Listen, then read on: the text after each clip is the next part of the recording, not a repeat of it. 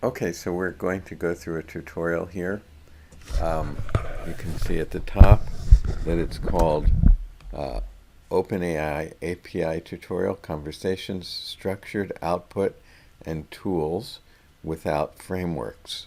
So the tutorial teaches you how to use OpenAI's API directly without any frameworks like LangChain. So we will be talking about LangChain, but we're going to do this without LangChain or without any frameworks first to see sort of what we need to do, and then we'll see what LangChain does for us to make it sort of simpler to do and easier to do multiple times. So you'll learn 4 essential concepts, step by step, making basic API calls to OpenAI, um, maintaining conversation history, so we'll talk about that, and getting structured JSON output using JSON Schema. So we're not going to be that interested in getting just typical replies to prompts. We're going to want the reply to come back as a JSON schema. And why we're going to want to do that, we'll see that as we go forward. And basically it's because we want to do something called implementing tool calling, and that's where the LLM decides which functions to execute. So we'll see what that means in a minute.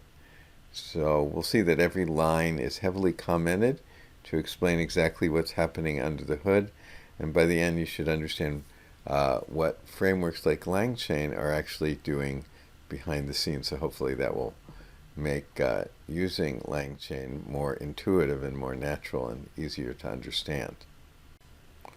Okay, so let's start with step 1, which is opening up a basic OpenAI connection. So, normally we would open up an OpenAI connection by just going to the to ChatGPT and chatting with it. But we're not talking about doing it through that web interface. We want to do it using code or through a coding interface. And so we have to take more care. We have to actually implement the connection. In other words, we can just write code, but if we're not connecting to OpenAI, then we're not really working with OpenAI.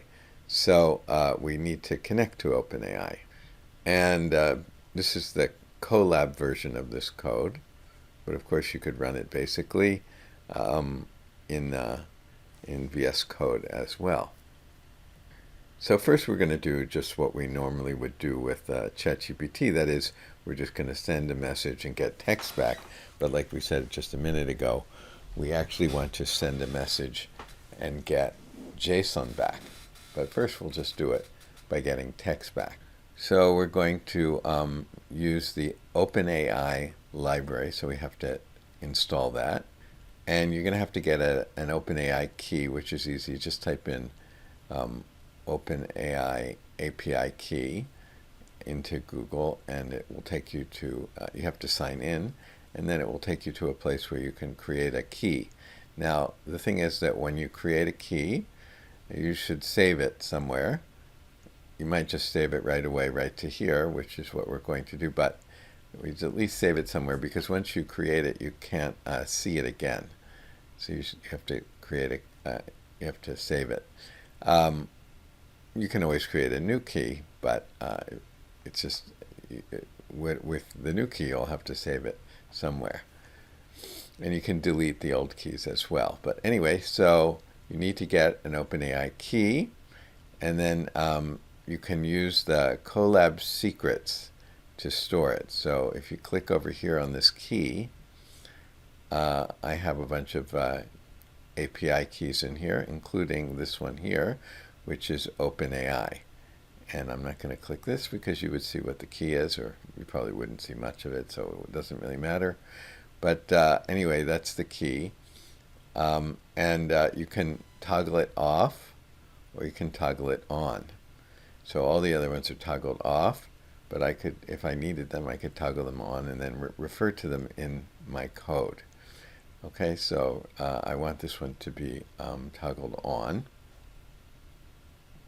So I already have my my key, and it has to be, well, it doesn't have to be, but the standard way to name it is with this, like that, and that. Okay, and you can see that we'll remind you to do that in a minute. Okay, I think we remind you anyway. So then you need to install OpenAI. So in Colabs we do that with, we have to write the exclamation mark in front of pip, and there are other newer ways to get things set up besides pip, but I'm just going to do it with pip. Some of the newer ways are better, they manage things better, but I'm just going to do this. So it's this pip install. This just means do it quietly, so don't show a lot of output as you're installing, but you don't need to have that. And then the library that we want to install. And once you've installed it, then we continue, and we do import OS. And here is where we add the key, and we want to give it this name, and toggle the switch, which we did just a moment ago. And then here we want these lines. So they were originally commented, so I uncommented them. And so we need this from google.colab, import user data. And then we use this os.environment. This is environment variables. So these are environment variables. And we want the specific one, OpenAI API key. And that's gonna be, I'm sorry, I made a mistake. So the environment variable that we want is this one, or that we want to create is this one. And we do this user data.get OpenAPI key. So we're going to get it from here and assign it to our environment variable called OpenAPI key with underscores. Now, if you don't want to use the secrets, which is probably not a good idea, but it's less secure, but you could just paste your API key directly, like with something like that. So you could paste it right here and assign it to os.environment. This thing here, same thing as this thing here, but you could do it, but that's not good, because then other people will see what your key is if you ever share your notebook. And that means they could run up a bill on your OpenAI account.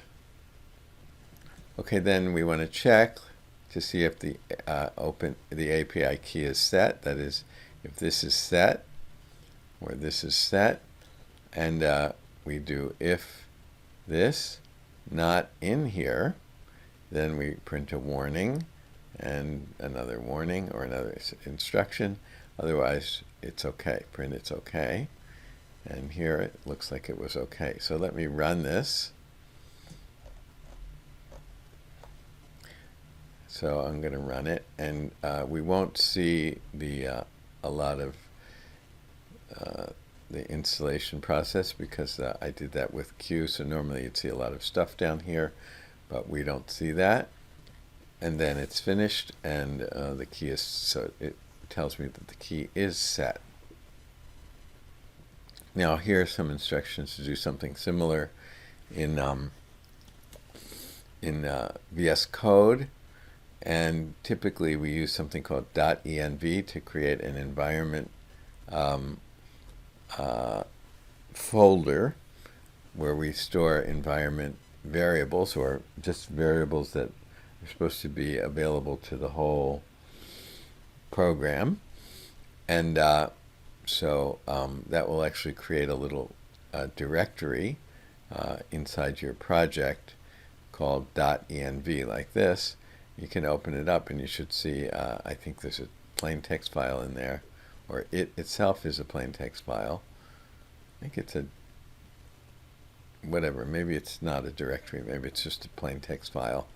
And you should see that your OpenAI API key, where you would would type it in here, or you would paste it in here. And then it says add this to your .git ignore file so you don't accidentally commit your API key to like Git. So you do this, and then you'd have pretty much similar code here, but you'd have to load this .env from .dnv, and then you could do this to set your key, and you should be good to go then. Okay, and then here actually we didn't get to that part yet, but so we'll skip this, but because we didn't do this yet in the Colab's version, so let's stick with the Colab's version. So the key differences from Colab is when you install, you don't use this like this. You just have pip install, and there's no google.colab module, and you replace it with Python -.env package and this file. And unlike Colab's, where you need to set the key each session, this stays in your project, so you don't have to keep setting it.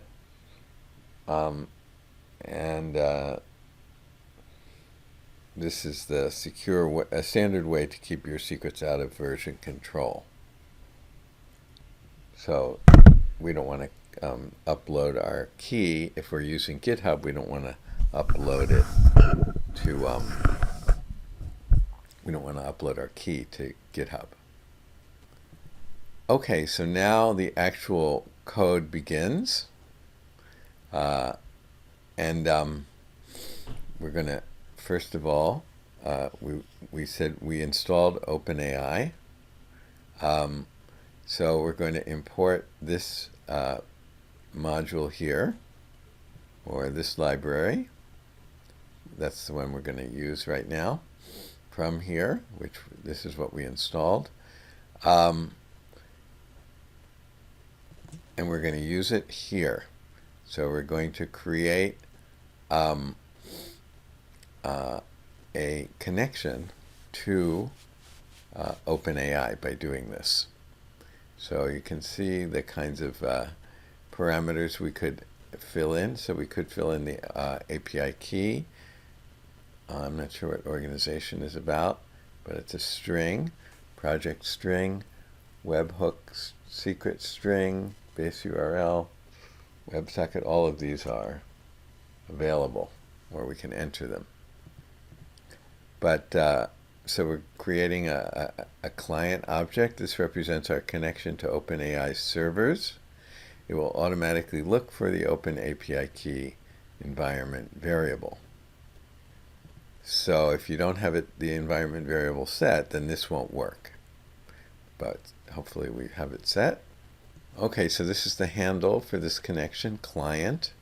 So now we're going to make an API call. So I think I made a mistake because we didn't actually make the call yet, to create a chat completion. Now, chat completion just means that when you send in a prompt, then you get a reply that's called a chat completion, because initially when people were first developing these so-called transformers, these large language models, they were just putting in some sentence, but leaving out, for example, the last word, and then seeing if the model would give them the correct last word. So that's called completing the sentence, or completing the prompt.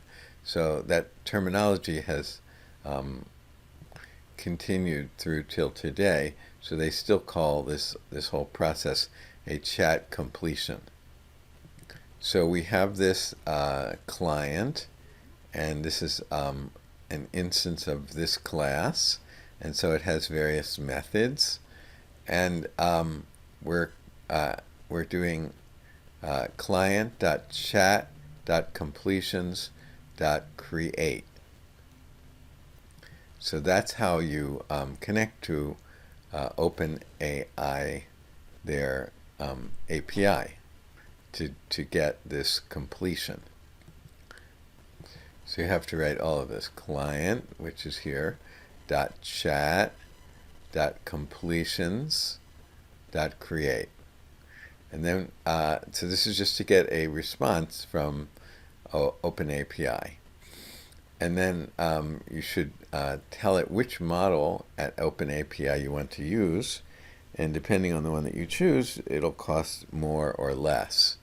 So I think there's a free one, which is 3.5 Turbo. Or if it's not free, it's very, very, very cheap. GPT-4 is probably a little more expensive. But for our use, it's not really going to make any difference. We're not doing much in this example. But in other cases, depending what you're doing, it could cost you more. Now, one other thing is actually you don't have to specify the model. The default model is the GPT 3.5 Turbo. So that will be the default one if you don't specify the model. Okay, so what's next? We have this. So all we did was make a connection so far, and we're still in the create method here, and we've specified the model, but we haven't asked anything yet. So now we want to ask something. Now, I think you could have done client.completions.create without the chat. And if you had done that, then I guess the messages here, I forget exactly what the actual syntax would be, but I think it's messages still. But the message would just be a simple question, a simple prompt. But we didn't leave this completions out. We do have the completions here.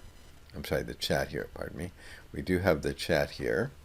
So so that means that when we're going to ask ChatGPT, we have to format it in a certain way because we're trying to have a chat. So for one thing, that means we're trying to have sort of a back and forth with ChatGPT, whereas if we didn't say chat, we wouldn't be having a back and forth, as far as I recall. So if we don't care about that, then we don't need the chat in there, and then the message could just be a simple prompt. But we do want to have a back and forth, so we are going to, and we do have chat here. So the messages has to be sort of formatted in a certain way, or it has to be written in a certain way.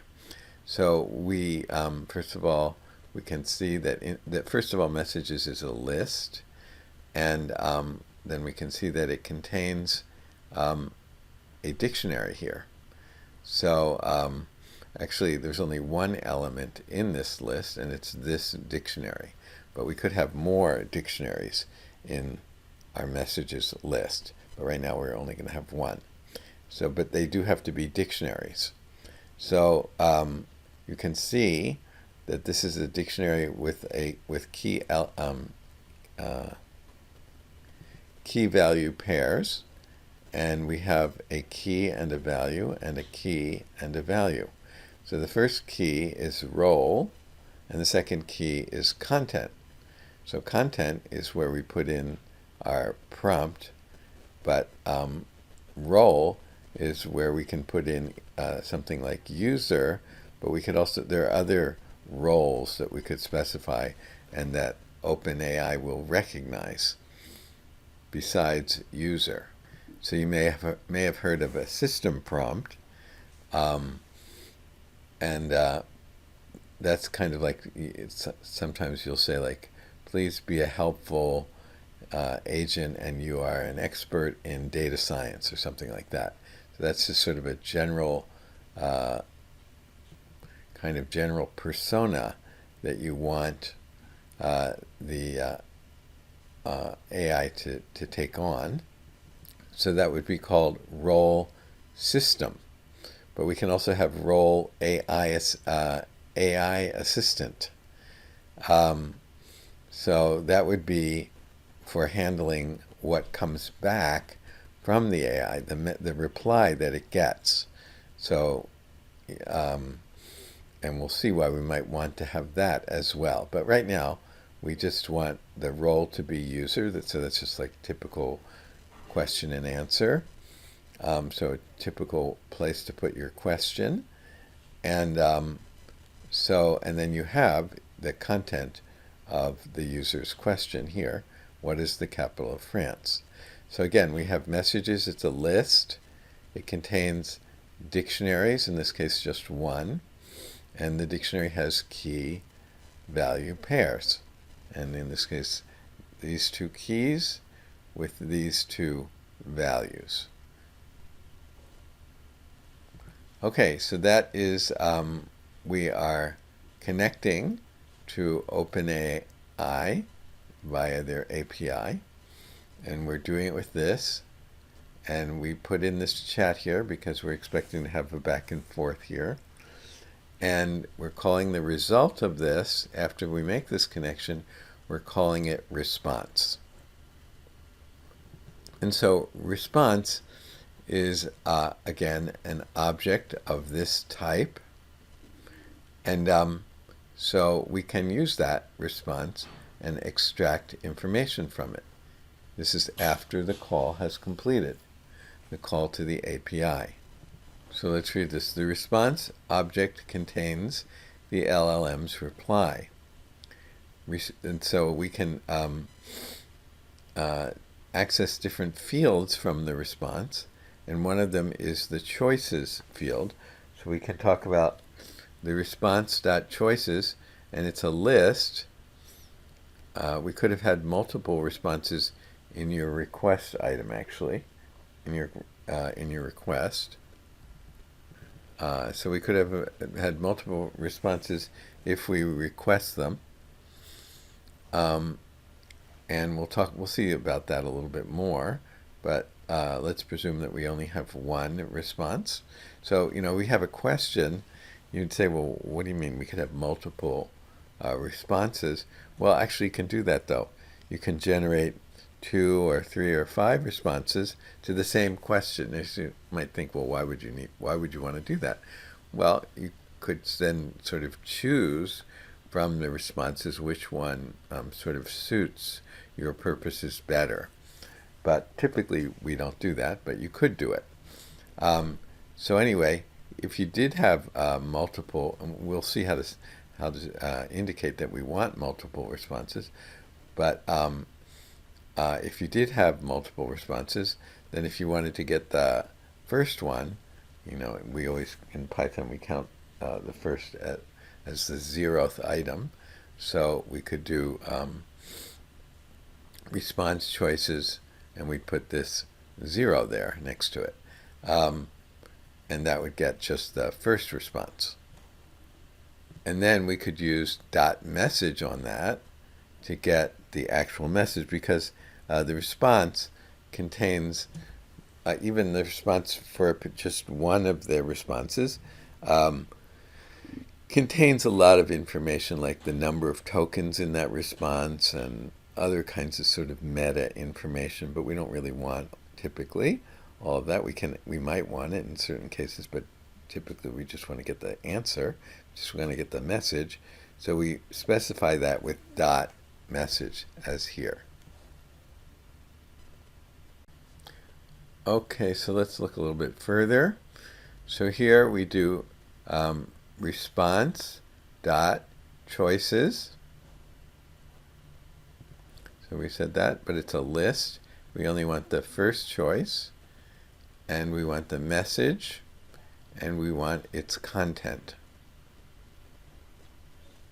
So this is a message object, and it has content. And then we can print the answer. So we can print the question, what is the capital of France? Because that's what our question was. So we're just printing that here. I don't know if we could have So yeah, the response object actually doesn't really have the question in it. So we couldn't sort of programmatically access it. So we just have to print it out here. We could have, instead of writing here, what is the capital of France, we could have defined question up here and then just written without the quotation marks here, question, and that would have been okay.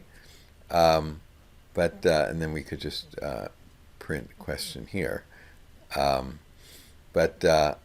Anyway, we didn't do that, so we're just typing it out by hand here. And then, though, we can access the answer, so we can use an F string, and this is the answer, and that is from here, and that is the content. So when we do this, we get this. What is the capital of France is the question. The answer, the capital of France, is Paris. So we were able to programmatically query OpenAI from Colabs or from VS Code and get it to return its response. So if we didn't use the chat here, then we wouldn't be able to conveniently have a back and forth conversation. We didn't have a back and forth conversation, not what I mean by back and forth conversation yet, actually. We just had one, we say one turn of the conversation, but if we wanted to have multiple turns of the conversation, like we ask a question, it gives us a response, and we answer another question, gives us another response. If we didn't put the chat in here, but we just had client.completions, it wouldn't easily enable us to have that kind of back and forth conversation.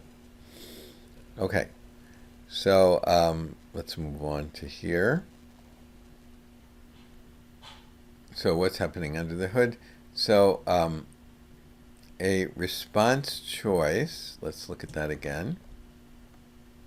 Response choice, this thing here, is a list containing completion objects. So a completion object is an object containing one generated response to the prompt. So we said we could have multiple generated responses to the same prompt, although we don't typically do that. Now, OpenAI's original API endpoint was literally just completions, not chat completions. Now, though, we use chat completions, and that is what we did when we used client.chatCompletions.create. So the difference is that the original method, just the completion without the chat completions, was not as human of a response. So one difference is that it didn't enable multiple turns, but another difference is that the response isn't as human as we would expect it.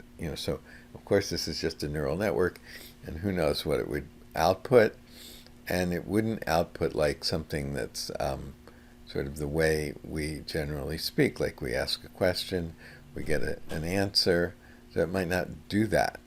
I.e., the difference is that the original method, just the completions, was trained for text continuation, while chat completions is fine-tuned to give conversational, helpful responses.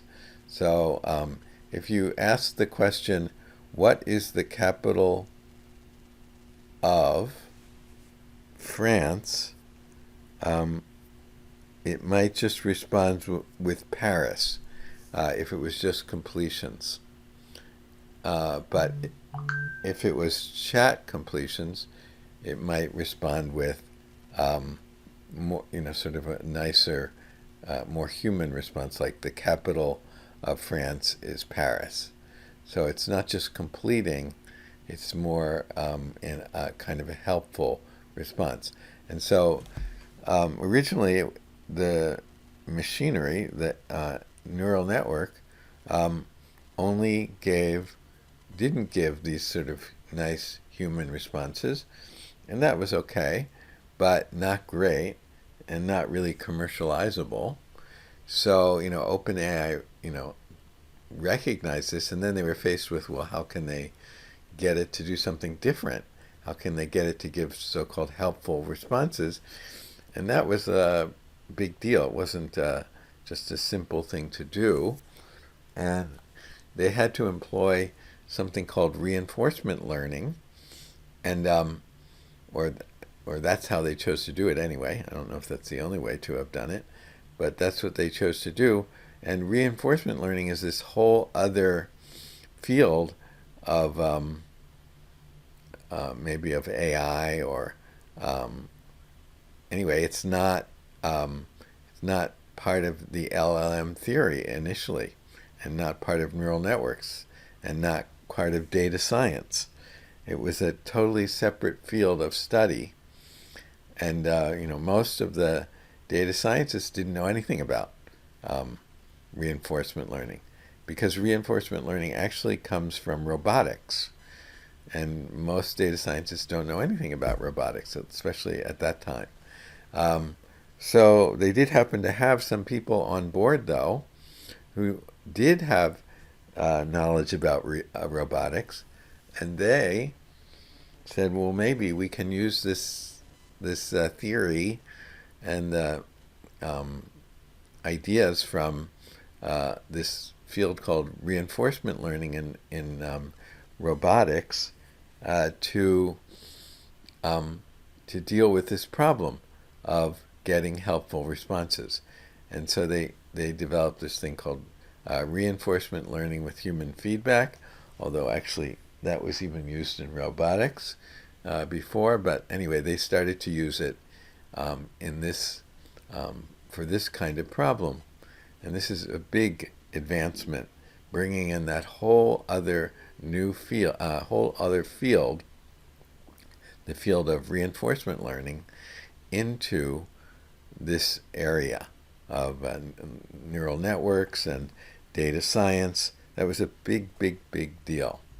So we hopefully will get to talk about reinforcement learning. But anyway, that's really the difference between just the completions endpoint, or the completions object, and the chat completion object. So the chat completion are trained additionally. You get access to a model which is trained additionally using reinforcement learning. So not just regular training of a neural network, but something altogether different called reinforcement learning. So you get access to that model when you use chat completions, as we did up here, client.chat.completions.create. Okay, so let's view this again. The difference is that the original method, just completion, was not as human of a response, i.e. the difference is that the original method, just completions, was trained for text continuation, while chat completions is fine-tuned. So that's the reinforcement learning is a type of fine-tuning. Fine-tuning means tuning the model after you've done all the pre-training. So, you train the model on trillions of pieces of data from the internet or from wherever, but then after you've done that, you can do a much smaller project than the pre-training project. You can do just the fine-tuning, and one of the methods of fine-tuning is reinforcement learning, and reinforcement learning with human feedback. So anyway, so while chat completions is fine-tuned to give conversational, helpful responses. And as we said, interestingly, you can set n equals 3 here. So we had we have response equals client.chat.completions.create. Then we put in our model, and then we might put in some other stuff. We put in messages here, and so on. but we didn't have n equals 3, but you could have written in n equals 3, and that would generate 3 different responses to the same prompt. Now, typically we don't do that, but you could. So you can play around with that if you want. So note that, as we said, response is an object that contains various fields, as you can see below. So, there's token, number of tokens, and so on.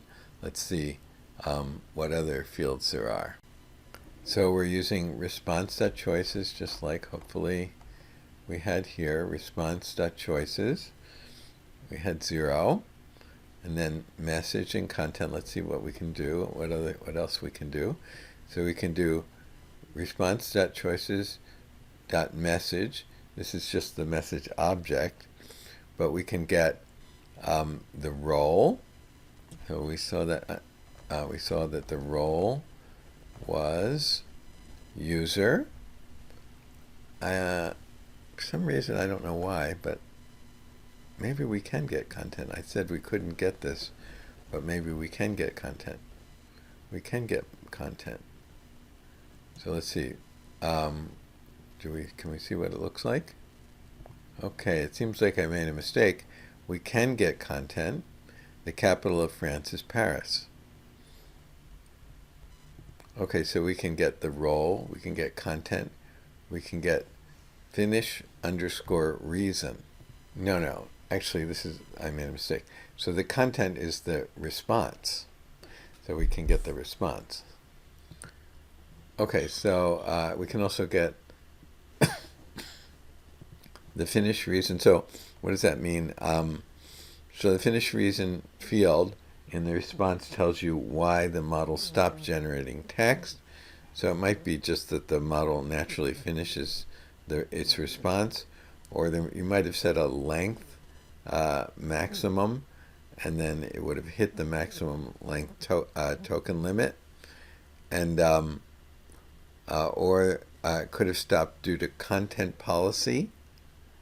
So the AI, the AI might have prevented it because of content policy, or a function call or a tool call stopped to call a function or a tool.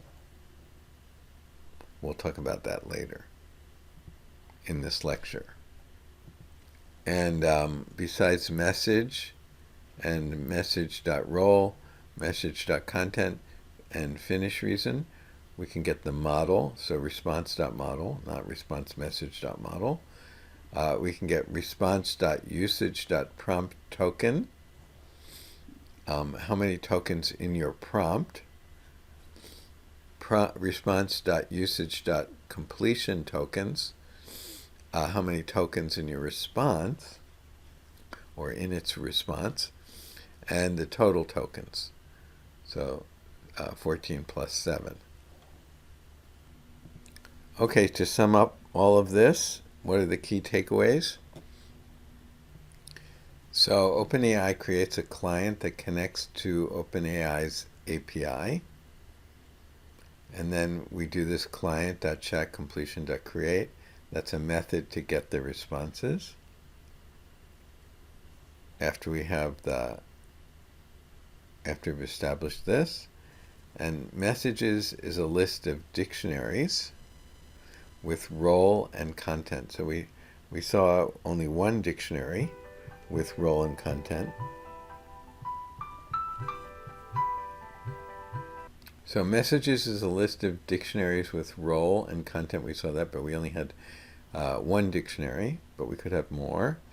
And then the response is nested. So we have response, and then .choices, and then .message,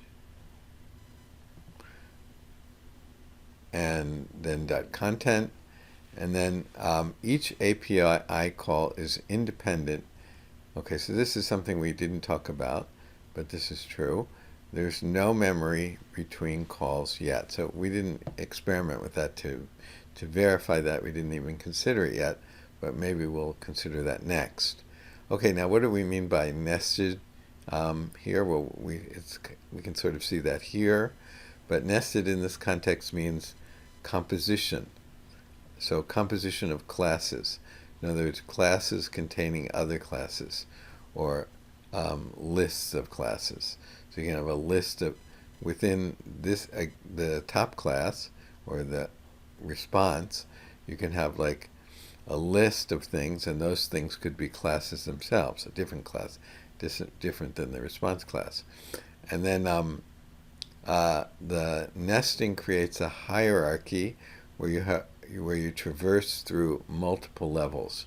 So you have a chat completion object contains a list, and that list contains choice objects, and each choice object contains message objects, and then the message objects contain strings and so on. So that's the kind of structure that they set up. Not so unusual to do that, but that's what they did. Okay, so next we want to go on to step 2, and that is adding conversation history. Now, we didn't establish that there is no conversation history, or there is no memory, but that's what we were talking about here, that each API call is independent, and that means that there's no memory between calls. Now, you probably know that an LLM is a type of neural network. So just to make this a little clearer, so this is a neural network, and hopefully you've seen this before, and so these things are called these green things are called nodes, and actually even these orange things are called nodes, and this orange thing is also called a node, and we talk about layers. So this is like a layer, and this is a layer, and this is a layer, and actually this is also called a layer, and this is actually also called a layer. And this beginning layer is a special name. It's called the input layer, and the ending layer has a special name. It's called the output layer. So the green ones are called the hidden layers because they're sort of hidden in the sense that you can see the inputs and you can see the outputs, but you don't sort of see, when you're using it, the inputs, right? You're inputting something and you get an output, but you don't really see the stuff inside. So that's called the hidden layer. And LLMs are like this, but they're very complicated structures, and they're very large. This has like 4, that's 12, and another 4 is 16. This has 16 nodes, but typically they have like, I don't know, they can have 100 billion nodes or 500 billion nodes, so they're much, much bigger. But the idea is basically the same. They are neural networks. So we'll just look at this one for a moment. Now, they weren't initially designed to handle questions and answers. They were initially designed, you put in numeric data and you get a prediction. For example, you might put in information about a person, numeric information about a person, like their age and their weight and their height and so on. And then you might get an output, which is also a number, which is like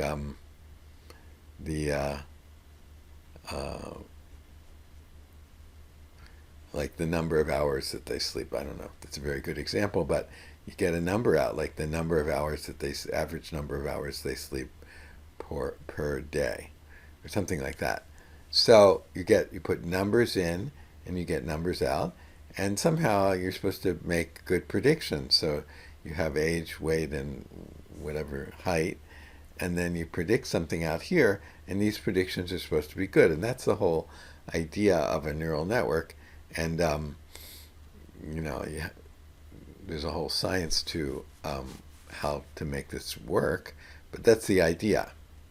Now, once I put in one person's data and I make a prediction, then if I put in another person's data and make a prediction, it doesn't know anything about the first person's data anymore when it's making a prediction about the second person. That's normal, because what the first person's data has nothing to do with the second person's data. Now, you might be thinking, but wait, don't the networks have to learn? So they learn from the first person, but that's a different process. We're not talking about that. I'm talking about after it's already learned everything and it's ready to be used, we put in the first person's data, we make a prediction, then we put in the second person's data, and we make a different prediction. And they don't have anything to do with each other. That's after it's already been trained, it's already learned, and so, yeah, in the learning process, they sort of do have something to do with each other. But when you're actually using it, they don't have anything to do with each other, the first person and the second person. I don't know if I want to say that even in the learning process, the first person has something to do with the second person, but it's certainly not true when we're using it. By the way, using it means they use the word at inference time. So that's good. I mean, we don't want it to have anything to do with the first person, to have anything to do with the second person. But that's not good if somehow we're able to use this to ask questions and get answers. And that's what we're doing with LLMs. They're language models, but they're at their most basic level, they're neural networks. But they're designed in very unique ways, or a lot of thought has gone into the design of them so that they can handle text and then that they can do conversations. But like I just said, we're going to put in a prompt, we're going to get an answer. The next prompt, it doesn't remember what your previous answer prompt was, nor the answer that it gave. It has nothing to do with, when you put in a new question, it's just like putting in a new person and getting out their prediction. It doesn't think about the previous question. So that doesn't sound right, though, because of course we know that ChatGPT or Claude or any of these, they do remember when we ask a question and then it gives an answer, and then we can follow up on that. And we're going to see, though, that it doesn't really remember typically. So what I mean is, if I ask a question like, or I say hello, and it says hello, nice to meet you, and then you say, my name is Bill, and it says, nice to meet you, Bill, and then I ask it, what's my name? It doesn't remember. Now, that sounds like that's wrong, because we know that ChatGPT, of course, does remember. But that's because they've done something special to make it remember. But we haven't done anything special to make it remember in our code so far. So what we've done so far, if we ask it a question and then say,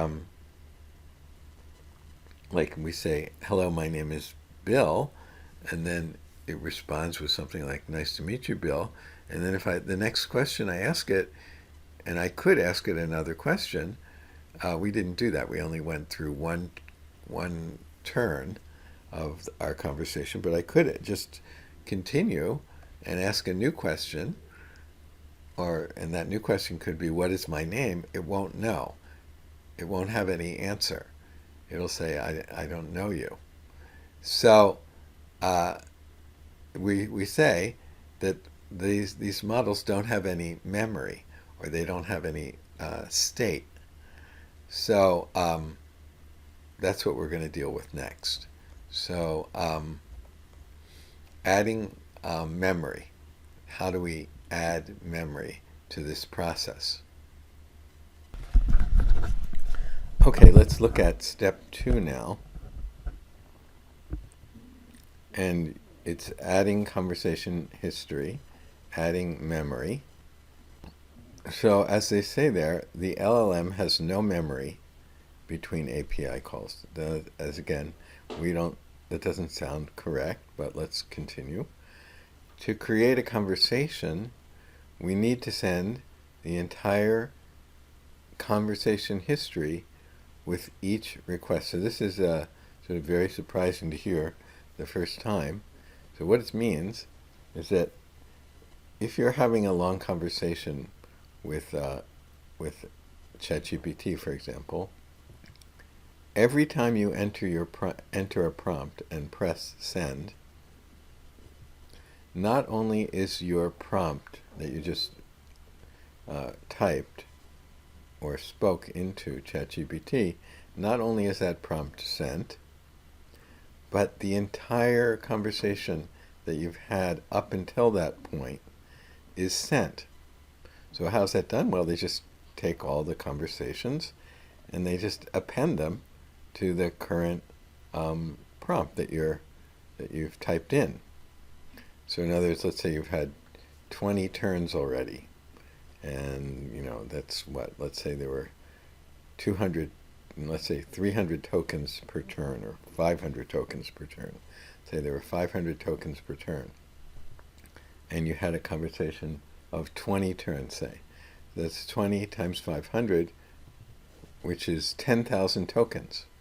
So what it means is you're going to take your prompt plus another 10,000 tokens, which is all of the strings of your previous conversation, and send that entire string to ChatGPT, or I'm sorry, to the LLM.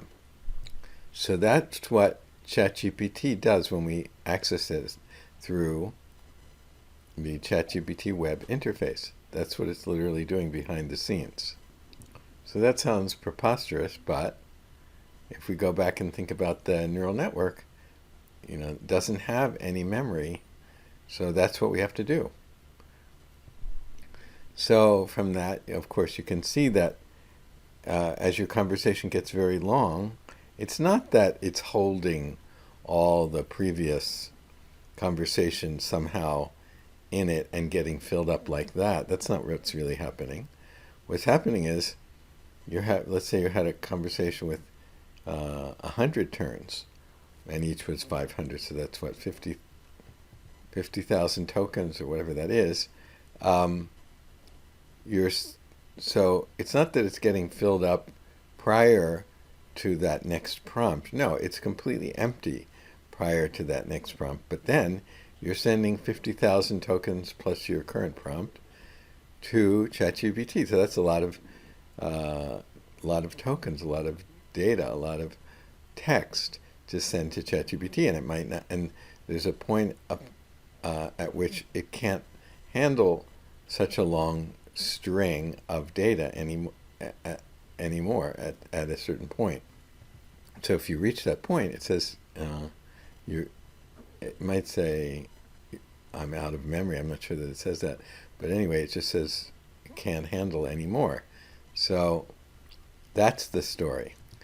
So there are some obvious tricks that they can use to alleviate part of this problem, and that is they could take the beginning and sort of summarize it, or take various parts of that so-called conversation history and summarize them, and that reduces the number of tokens, and that way you can have a longer conversation. There are other strategies that they can do, but basically this is the way, this is the functionality. So what do they say again? To create a conversation, we need to send the entire conversation history with each request. Okay, so how do we do that here? So if we want to, so we are not accessing it through the web, we're accessing ChatGPT through its API, so we have to do this manually, So what do we have to do? So again, we're going to do this. This is the same as before. And again, we're going to establish our client. This is the same as before. This is just nothing. This is just to print what's going to print out afterwards. That doesn't matter. And then here we have client, chat, completions, create. And that's our response. In this case, response 1. And we specify the model. And we do this, user, content, my name is Alice. Okay, so this is still exactly the same, or actually it was, what is the capital of France, but now it's this. And we can extract the content, which is the reply from OpenAI, and store that in answer 1. And so we can print out this, and then print out what the answer will be.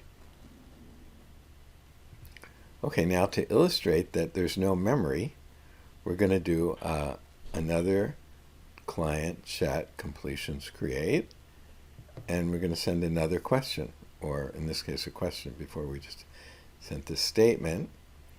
And we're going to send this question, and we would expect, or we would think, that it would remember that and be able to answer what your name is if you said your name was Alice.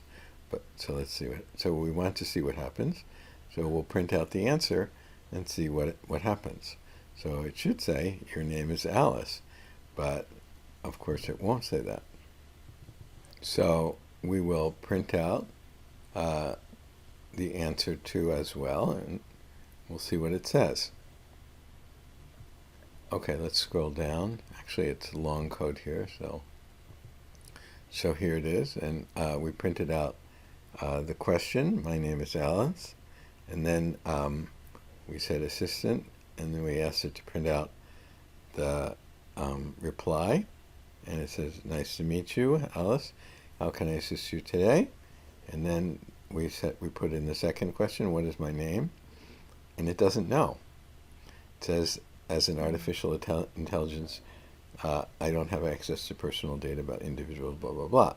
So it doesn't know your name. So this proves that there's no memory. There's no memory yet. So we need to add that in somehow. And we said all we're going to do is just take the entire conversation. So when we asked, what is my name, we sent in that prompt, we're also going to send in this, and probably this as well. So we're going to send in both the previous question and the previous answer.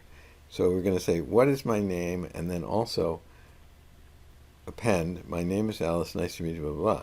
So now when you say, what is my name? And then it has all this information appended, then it won't say, I don't have access. It'll say, your name is Alice. So let's see that working.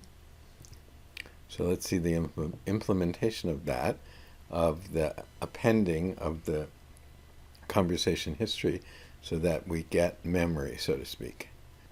So example 2, maintaining conversation history with memory. This is just printing out some, these things. So it's just like kind of printing this stuff here and this stuff here with something in between. So we don't care about that. Okay, so what we do is we create a list called conversation history. And right now it's an empty list. And it's not within the domain of this is global. Okay, so now what we're going to do is add the user's message to the conversation history. So we're going to take this empty list and we're going to append this, what is it? It's a dictionary. So we're going to append this dictionary. Okay, and what is the dictionary? It's a key value pairs, and the first key is role and the second key is content. And the role is user, and the content is my name is Al. Okay, so now we're going to send this to ChatGPT using the same thing, client chat completions create. And the messages is going to be conversation history.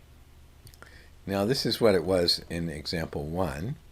We sent messages was a list that contains a dictionary. And what is it now?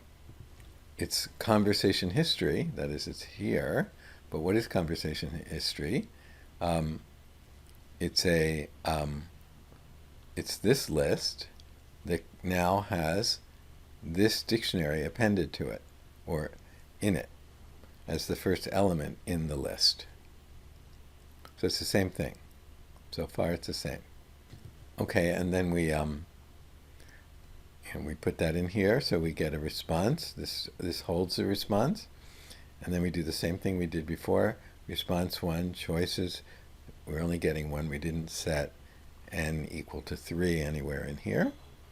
And then message.content. So we're going to get the response, the text of the response. So that's what's going to be stored in here. Okay, but now we're not finished because we're going to have another turn. We didn't do that before, but we tried to do it before, but we didn't include it. We didn't include the previous in any way. But now we're going to be ascending conversation history again, but we're going to append the response to the conversation history. So here we have conversation history. We're appending, and now the role is different. We haven't seen this role before, but it's the assistant's message, which is here. This is what the message was, and the assistant's response. So the content is the assistant's message, and the role, we don't want to say the role is user, because that would mean that's what we said, but that's not what we said. This is what the assistant replied to us. So we have a different role, and the token you use here is assistant, or the word you use is assistant. That's what ChatGPT expects you to send to them. So you have to use this, assistant. Okay, and now we can see how it does by printing the assistant's, now we're going to do print user, my name is Alice, and the assistant's message. So it's going to say something like, nice to meet you, Alice. We're going to, then we're going to continue, and we're going to now append this new question. So we're going to say, now we're going to say, what is my name? And the role is user. That's us saying it. And before, this didn't work. Because before, we didn't have a conversation history that we kept, that keeps a record of the entire conversation. But now we do. And we're just appending this as part of the next prompt. Remember, even here, we the message was conversation history, right? But the conversation history was only the first half of the turn. Or sorry, the first turn. So we're going to still use conversation history as the message, but now the conversation history has expanded to include this second part where we say, what is my name? But it also still has the first part where I say what my name is. Okay, so now we're going to send that conversation history to ChatGPT, same way as before. That's going to be response 2, and we can obtain the content. Now before, we would have gotten, I don't know what your name is, because we're asking it, what's my name at the end, or here, and it would say, I don't know. But we'll see that it doesn't do that now. So next, we take the conversation history, and we take this assistant message and append it here. So we're appending the assistant message to there, to the conversation history. Now, we could print out the entire conversation history, but that's not really what we want to see right now. We just want to see if it got, if it knows what my name is. So that's all we're going to see. That's all we're going to print out. So we're just going to print out this message to see if it got the right, if it was able to remember my name or see my name. So we do assistant and assistant message 2. And let's see what happens. And the print statement here says it remembers, but we have to see that. Just we want to actually see it, not just that says that it did. So let's scroll down and see. So there was example 1, but we already did that. It says it doesn't know your name. But now, what is my name? Your name is Alice. Okay, so it did remember, but obviously it will remember if you send it as part of the question. When you ask, what is my name, you're also sending all of this. So yeah, then you can expect that it will probably know your name. So yeah, when we print it out, it knows your name, and that's what it will show here. Now if we want to see the complete conversation history, we can loop through the conversation history. So we do a for loop for I message in enumerate conversation history. So I guess when we use enumerate, it generates an index. So that's the I will pick up the index, and message will pick up the actual elements of the conversation history. And I is like this, so this is the number of turns. And so when we print out message I plus once, because I guess I starts at 0, so we get message 1, we get the role and the content. And we can see the whole conversation history as we enumerate through the conversation history. So we can see message 1, role user. Message 2, role assistant. Message 3, role user. Message 4, role assistant. So this is what we were appending to conversation history. And then the content was for message 1, user. My name is Alice.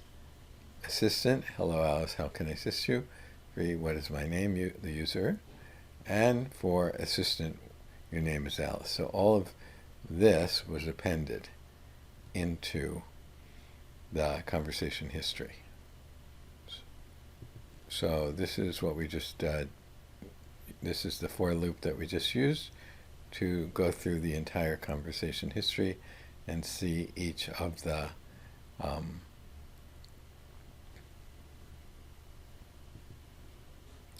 elements of it, and some of them are role and some of them are content.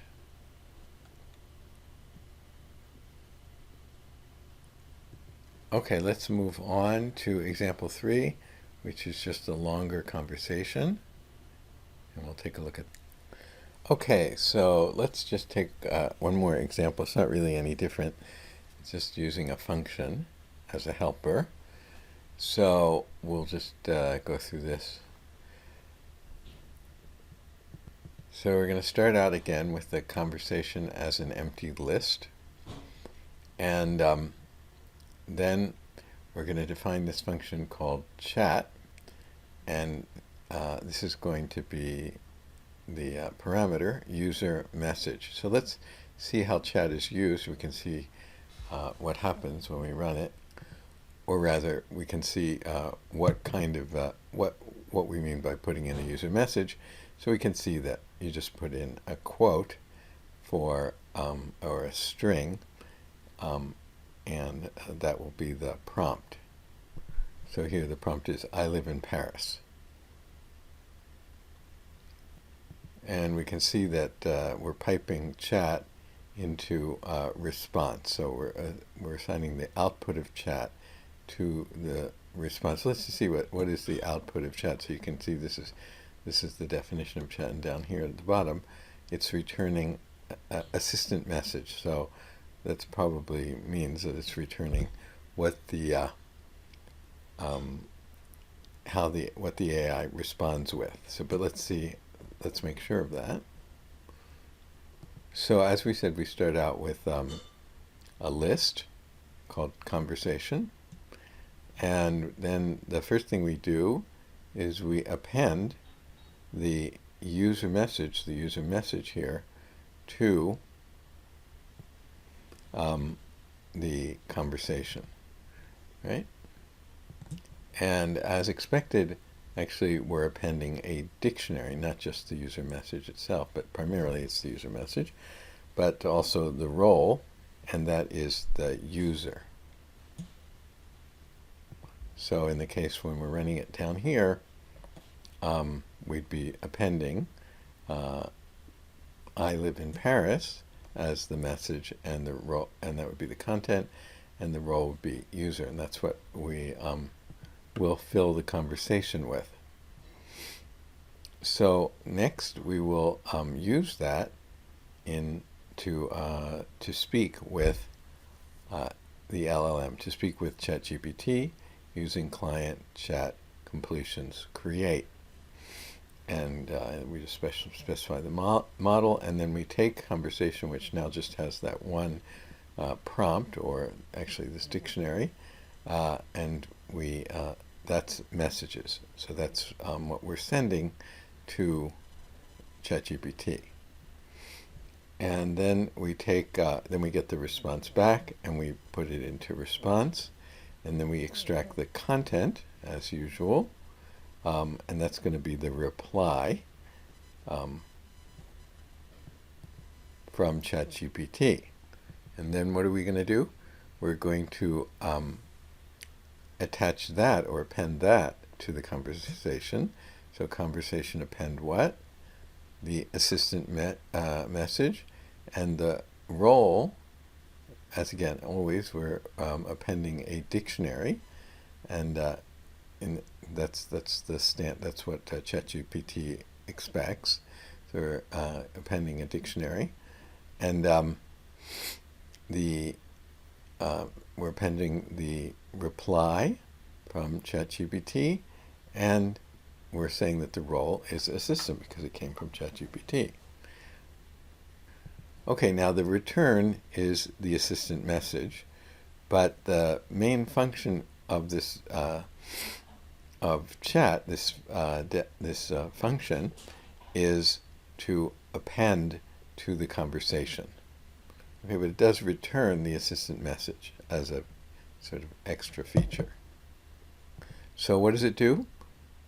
First, it appends our prompt, that's here, the user message, and then it appends the response, that's the assistant message, and it gives the associated role for each of them. The role here is assistant, the role here is user. Okay, so we're actually going to use it twice, so that we're going to have a continuous conversation, or two turns. So here's the first time, I live in Paris. We're going to send that to chat, and we're going to get the response. And here we're just printing out what the response was. And then we're going to fill in we're going to use it again, use chat again with another string. What's the weather like where I live? And that's going to be response. We can print it out to see what it looks like. And now actually we didn't print out what conversation actually looks like. That might be interesting to do, but we didn't do that. But we do print out the length of the conversation. So, and the length of the conversation is going to be 4, because we've used chat twice, and each time it has the prompt and the response. So we'll have the prompt and the response, and the prompt and the response. Okay, now just to confirm that, that like we noticed, the return here is assistant message, we can, let's just confirm what is returned by chat. So by checking what happens if we run print and then this response. So we should, I'm sorry, this prompt, and we should expect that we're going to get the response from that, because that's what chat does as the return, and this is picking up the return and printing it. Okay, so let's look at all the results that we got. So example 3 here. User, I live in Paris. The assistant, we printed out this, we printed out this, that's fantastic, blah, blah, blah. And then we printed out the next time we use chat, and also the response again. And as we said, the total messages in the conversation is 4. That's the length of the conversation. Remember, conversation is a dictionary, is a list of dictionaries. And then here, let's just confirm what's returned by chat. And if we say, what's the capital of Italy? The return is the capital of Italy is Rome.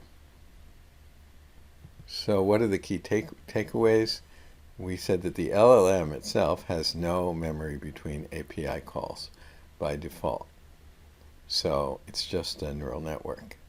To create a conversation, we maintain a list of messages. Always send the full conversation history with each request. Each message needs both role, and so far we've just seen user and assistant, and content. Remember to add both user messages and assistant responses to the history, to the conversation history, and the conversation history list grows with each turn. More messages equals more tokens equals higher cost per API call. And then they say that the conversation is just a Python list, and if your program stops, the conversation is lost. For real applications, you'd save this to a database or a file. Okay, next we want to look at structured output. So we saw that we can get output from the LLM. For example, here, that's fantastic. Paris is a beautiful city, and so on. Or for example, here, sorry, as an AI, I don't have the ability to access real-time information, and so on.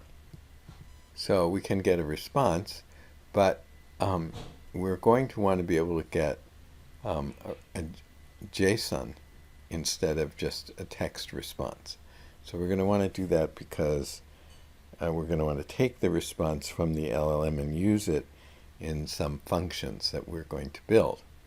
And so the functions are going to need either JSON or just the parameters themselves that we need to, or the arguments themselves that we need to fill into the function.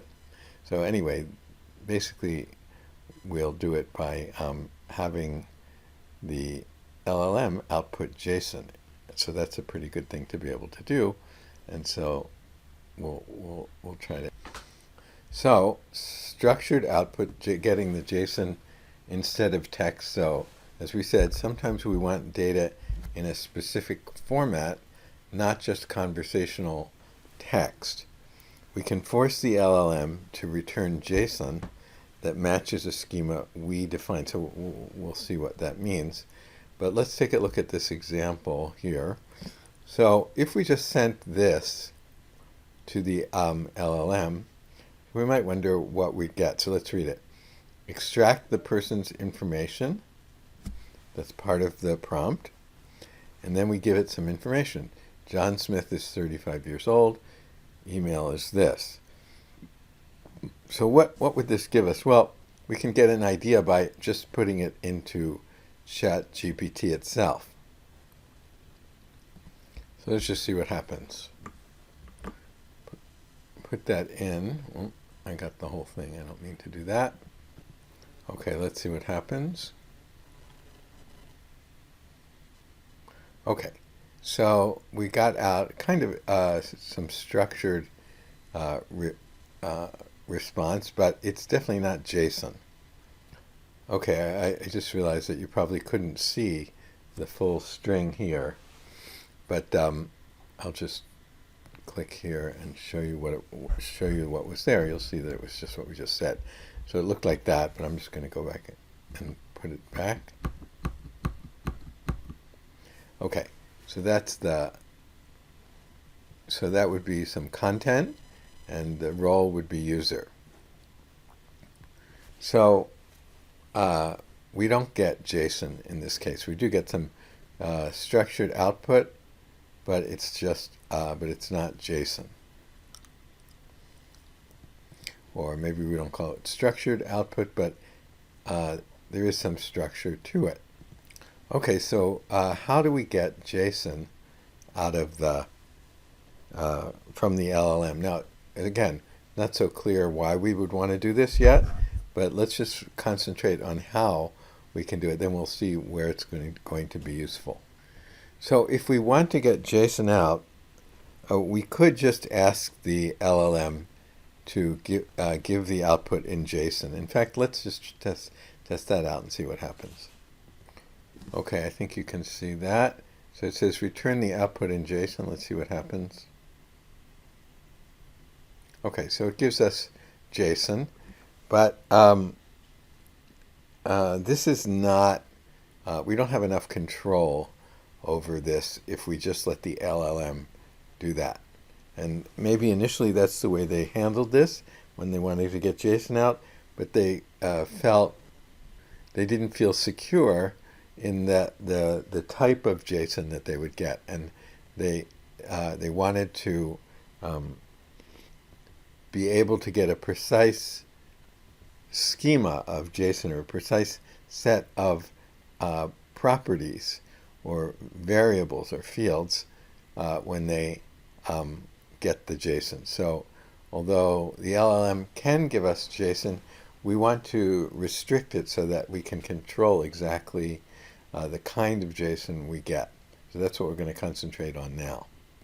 So what we're going to do is we're going to define the JSON structure that we want. So we're going to define the JSON schema that describes what structure we want. And this will tell the LLM exactly what fields to include and their types. So we're going to, since this is about a person, so we'll just call it person schema. So you have to put the type here, and we want to say we want JSON schema. And then we're going to call the schema JSON schema. That's the name of the schema. So it's like the name of the whole schema. And then we're going to start to then we're going to give a name to the schema. So we're going to call it person info. And we are using strict as true, and that means that the LLM must follow exactly this schema. So it can't make up additional fields other than what we have, and it can't not include some of the fields that we have. It has to follow this strictly. Exactly what we say from now on, it has to follow that exactly. Okay, so now we start to define the actual schema, and root is an object. It's like an object basically means it's like a Python dictionary. So we want to put type object, and now we start to define the properties or the fields for the schema. So we're going to have a name, we're going to have an age, and we're going to have an email. So we're going to have three fields or three properties, and each one of them is going to be, as you can see, a dictionary, right? So we're going to have three dictionaries here.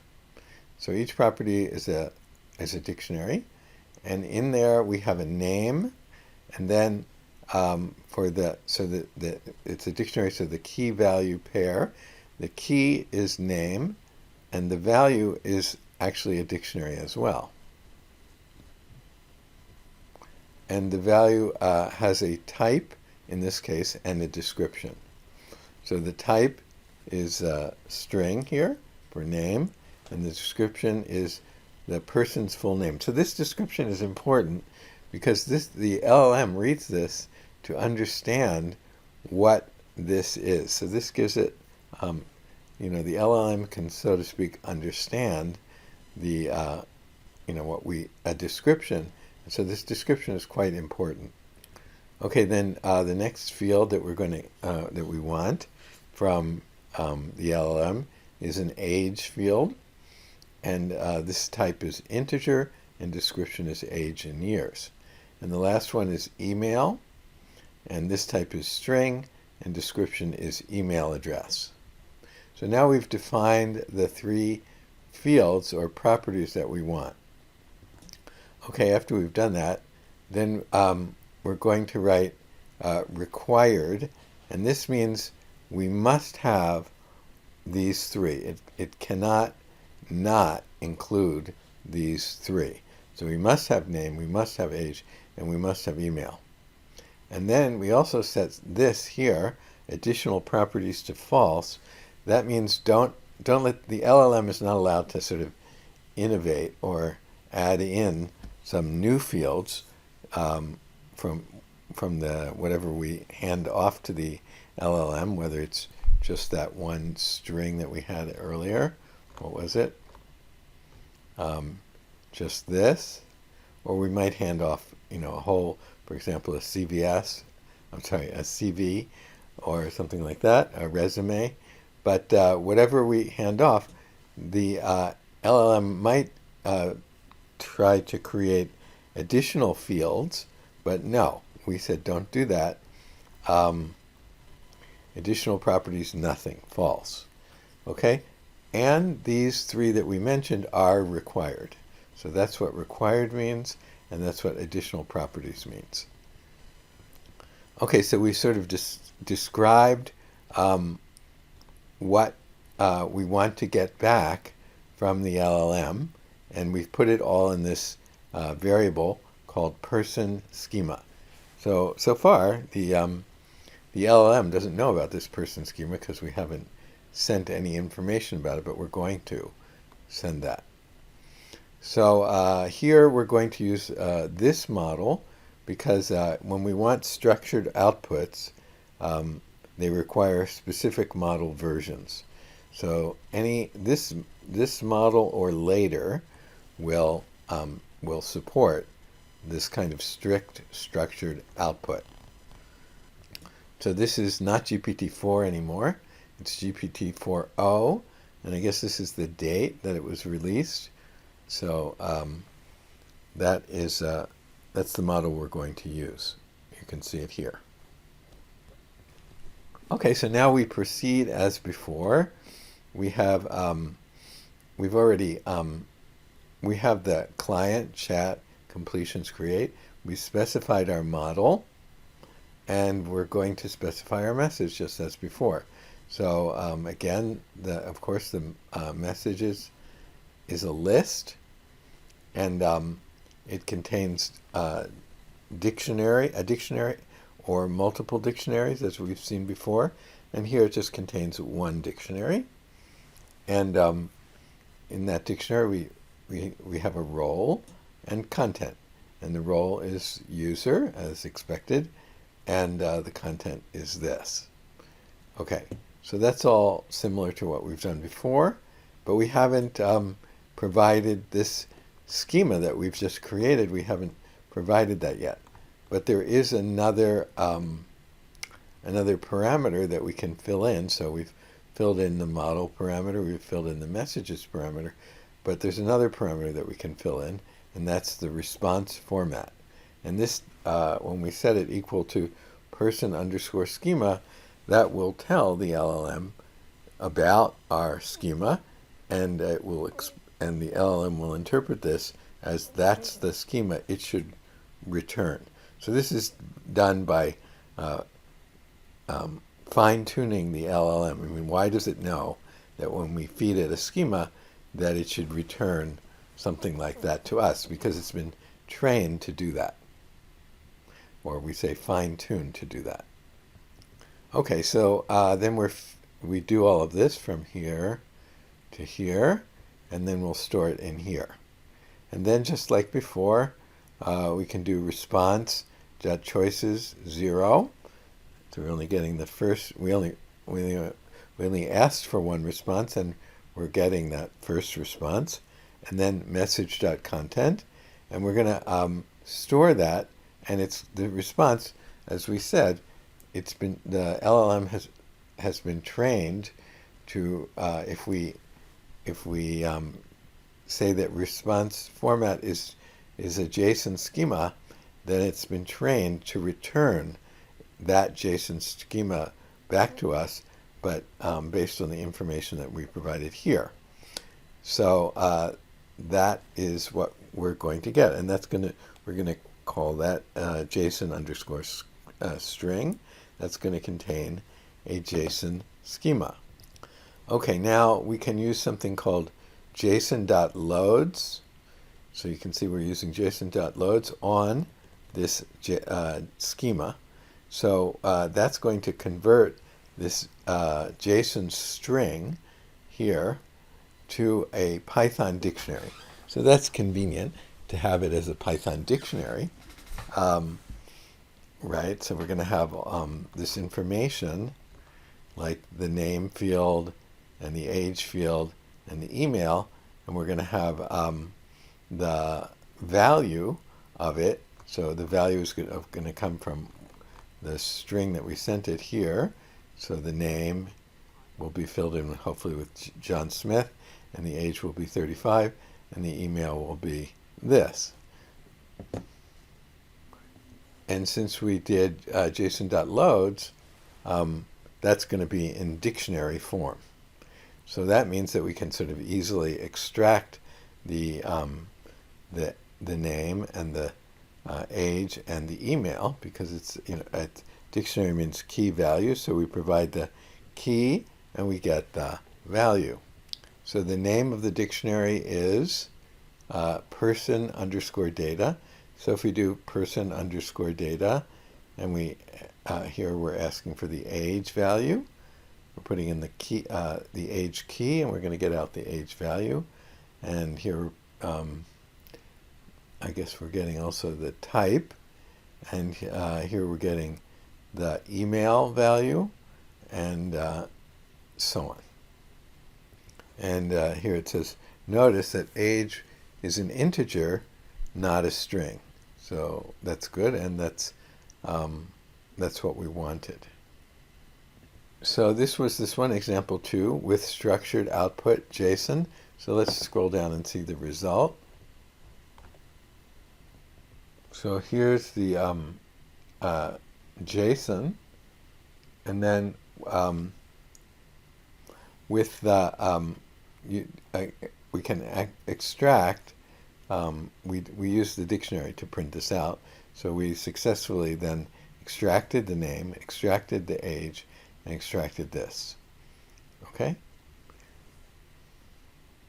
Okay, so example 3 is just going to be a more complex version of example 2. Okay, so this is going to be just a slightly more elaborate example than example 2. Really, the only difference is that one of the fields that we're going to retrieve or define is going to be a list. So let's look at the actual query. So here's the actual query. Extract information. Alice worked at Google and Microsoft. Skills, Python, Java, SQL, and React. So we might ask we might want one of the fields to be her work history. So we'd want like Google and Microsoft, and we might like a list of all of her skills here. Now, typically, we wouldn't have just this as our data, so to speak, but we would have like a whole resume. So this would typically be a full resume, and we'd like to extract this kind of information. So just scrolling up a little bit, for example, you can see that required is name, skills, and previous company. So we're trying to extract this kind of information that's required. And just like before, additional properties is false. We're looking at the bottom of the schema right now, but I just maybe it makes it a little bit clearer. And then, we're calling this resume schema. And this is the same as before. Type is JSON schema. And then JSON schema, we have a name for it. It's called, that's the name of the schema, not this name of the schema, but sort of an internal name of the schema is resume info. And again, strict is true. So that means everything we say here has to be enforced. So if strict wasn't true, then maybe even though down here we said additional properties is false, remember what that meant? That meant that we can't create any new properties. We have to have these, but we can't create any new ones. But if actually we had said strict was false, then might allow the LLM actually to ignore this, because we're talking about strict means that it's following exactly the schema that comes next. But if it's not, if strict is false, then it doesn't have to follow it exactly. It's a little bit odd, but that's the way this works. Okay? So strict means everything, all of these restrictions have to be followed, or all of these conditions have to be followed. Okay, so again, the type is object, which is kind of like a dictionary. And now we'll see that can be something else later, but right now it's just object. And so here's the properties. So first we have name, then we have skills, then we have previous companies. And the main difference here is that for skills, the type is array. And for previous companies, the type is array, because as we said, we'd like to allow space for various companies and various skills. And at the moment, there's no limit to the number of skills allowed, nor the number of companies allowed. There is a way to indicate a minimum or maximum here, but right now we're just letting it be whatever the LLM finds. So the rest of this is the same. We have a description, we have the items, and the type is string, and here the items, the type is string. Actually, items is new. We didn't have items before, but that's because we're talking about an array, and so an array has items. So this was before. We didn't have items here, but now we do, because it's an array. Okay, so that's the main difference here. So we have skills, previous companies, and name. Now we can make use of this. We call this, and we have the model and messages, and typically the message might be a whole CV, a whole resume, but we're just giving it something simple here like this. And now we're so hopefully it will understand this. Oh, sorry. Then we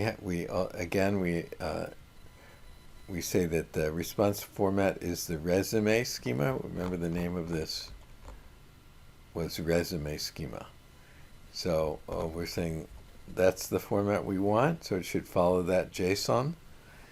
And then we do the same thing as before. We get the content, we put that into JSON loads, and that gives us a dictionary, and then we can use the dictionary to access by using the standard key value pair of a dictionary, or key value pair functionality of a dictionary. And then if we want to, we can print out all of the skills, for example. Okay, that was example 3, and we have one last example, example 4. So in example 4, we use something called enums. So enum stands for enumeration, and in this usage, it's a list of allowed values. So, for example, in English, we might say, could you enumerate the reasons for your decision? That means, could you list the reasons for your decision? So that's the meaning of the word enumerate, means to list, and that's what enums are. It's a list of allowable values. So in programming, we use it when we want to restrict the set of possible answers to a limited set. So let's see how we do that.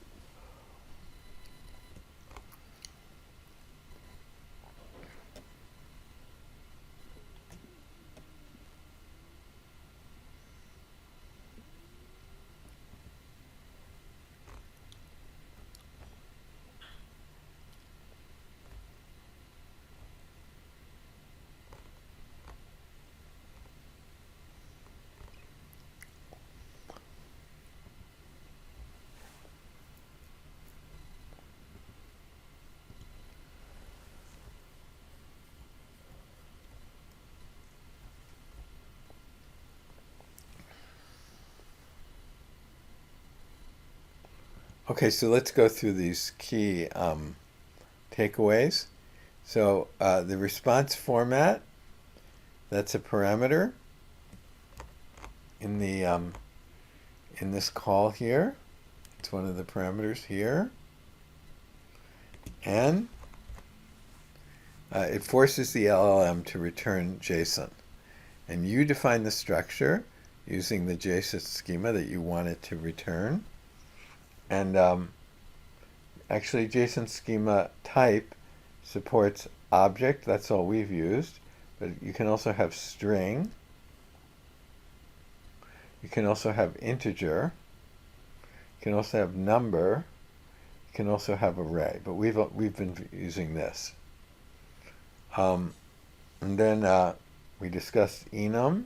That's to restrict the specific values for a given field. And then we have required lists, which fields must be present. Strict enforces the whole schema strictly. And you get back a JSON string when you do this. And then you use JSON.loads to parse it or to convert it to a dictionary. And we have to use this model, or we have to use 4.0, this date or later models. And this is much more reliable than just asking the LLM to please return JSON, which we saw did give us JSON, but you can see that this gives us a whole lot more control. Okay, so now we've seen that we can extract JSON from a query and we can put in a query and get out JSON. But we haven't answered the question, why do we want to do that? It's great that we can do it. And now that we know how to do it, when we look at why we want to do it, it'll be much easier to see an example because we've already gone through how to do it. So this is called working with tools. And tools are, well, let's talk about when you're doing multiplication and you ask an LLM to do multiplication. So I would like to ask you, does the LLM do mathematics? And you might say, oh, sure, you put in a couple numbers, multiply them, it gives you the answer. But first of all, if you give long numbers, big numbers, and you ask it to do multiplication, it won't do a good job, actually. But even when you give it smaller numbers, say 3-digit numbers, and ask it to multiply, or even just single-digit numbers, and ask it to multiply, it's pretty clear that it's not doing what we think of as mathematics. Because what it's doing is it's just predicting the next token. That's what LLMs do.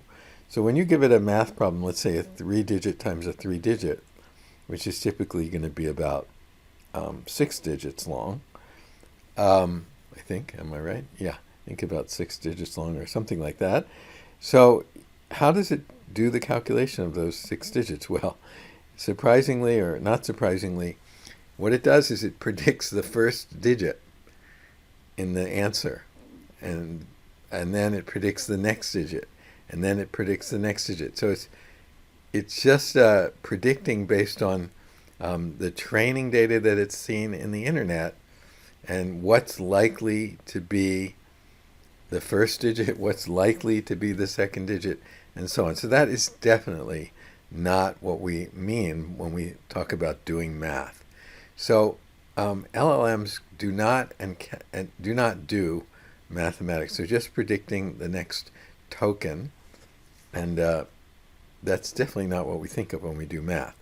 Now, the question, we could ask a different question, and that is, can Python do math? And the answer is yes, it can do math. We can teach it. We can give an algorithm for adding two numbers, and that's based on the fact that when we express a number on a computer, it's a sequence of zeros and ones, and when we want to add them, we can easily write an algorithm to add two numbers and carry over and so on. So yes, Python can do math in the way that we think of math, but LLMs definitely, this probabilistic prediction is definitely not mathematics.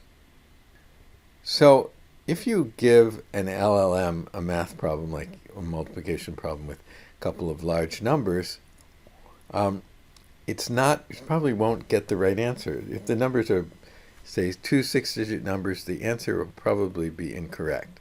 Now, if you give it to ChatGPT, that's different, because ChatGPT is going to be implementing what we're going to learn about implementing right now. So it will get the right answer. But just the plain LLM that we're working with directly through the API, it won't do that.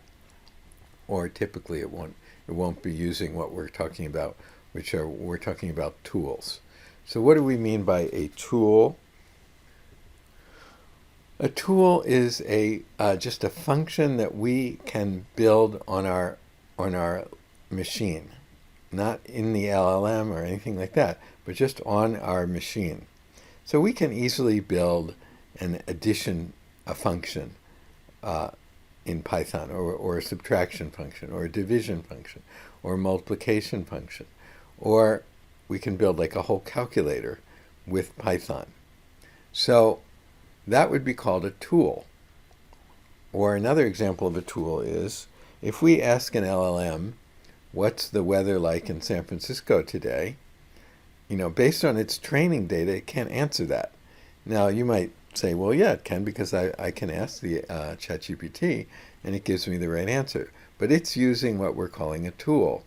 So basically, on its own, it can't, the neural network cannot do that, because it only has what's in its training data, and that's not going to tell it what's happening right now in San Francisco. So we, on the other hand, can build a function on our computer that can access some weather API and get the actual weather in San Francisco.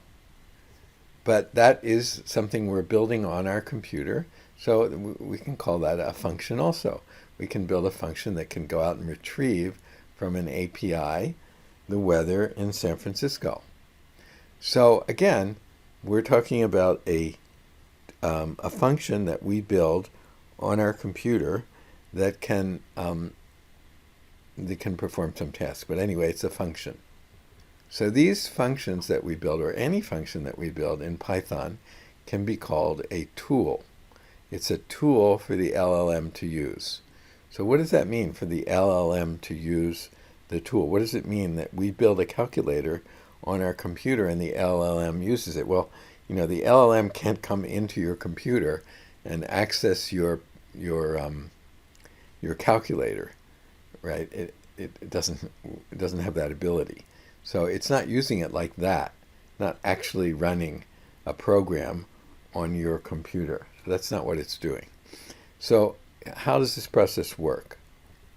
So we begin the same way. We query the LLM and we say, what's 720 times 550?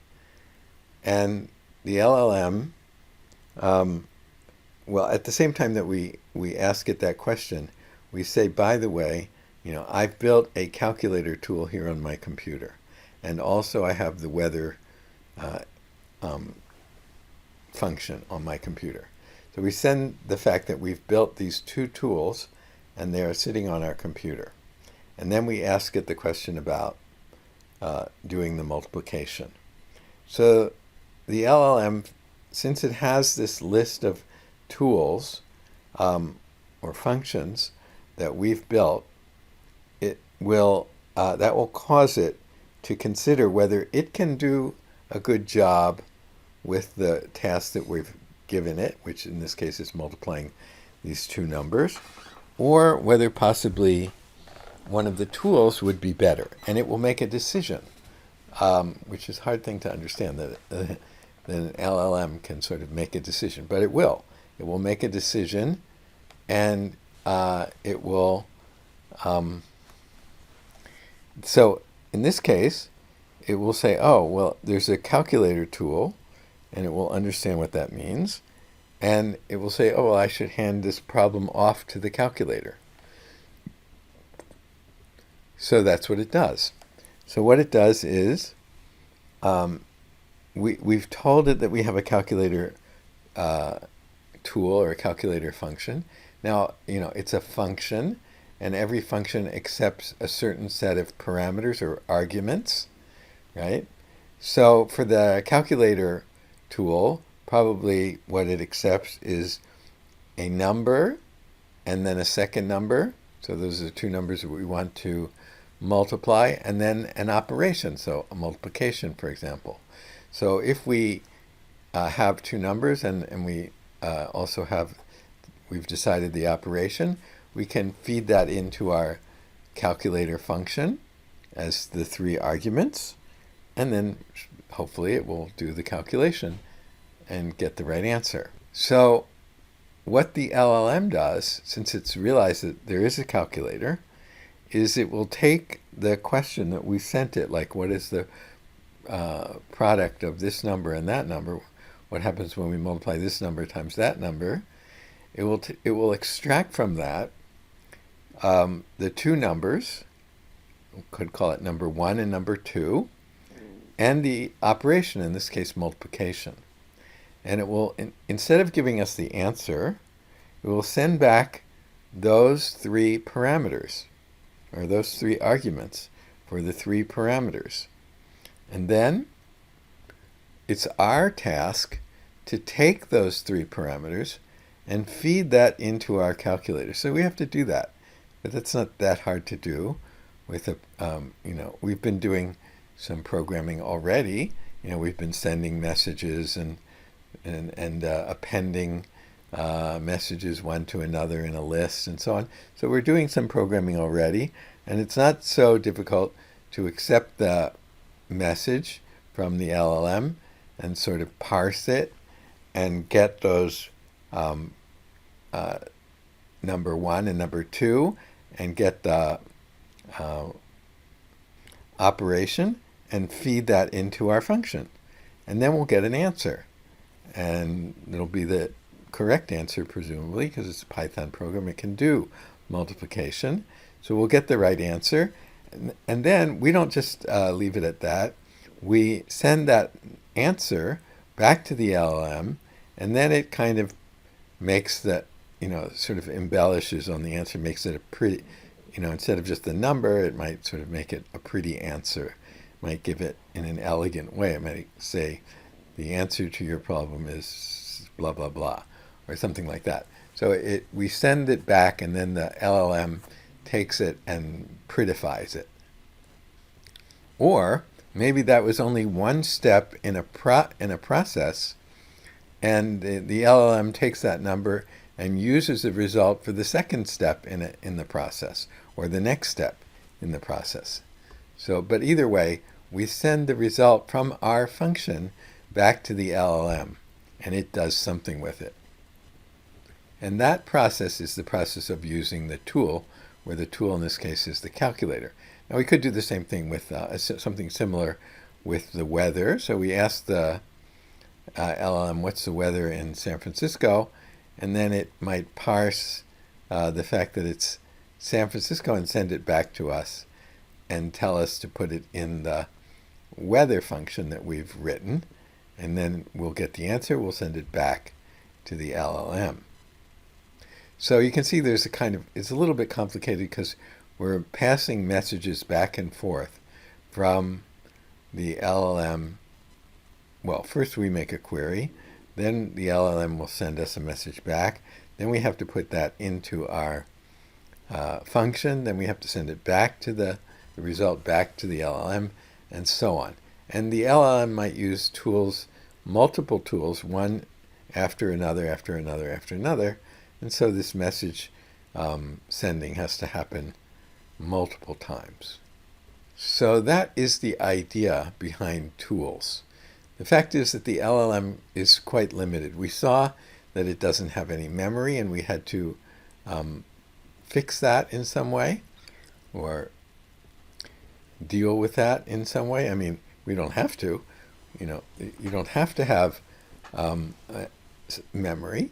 Maybe you're just satisfied with not having memory. But if you want memory, you have to create some mechanism, and we saw how that's done.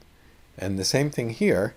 You don't have to get the right answer when you give the LLM two numbers to multiply, or you just don't give the LLM two numbers to multiply because it won't give you the right answer. But if you want to be able to get the right answer, then you might solve that problem by the process that we've just described.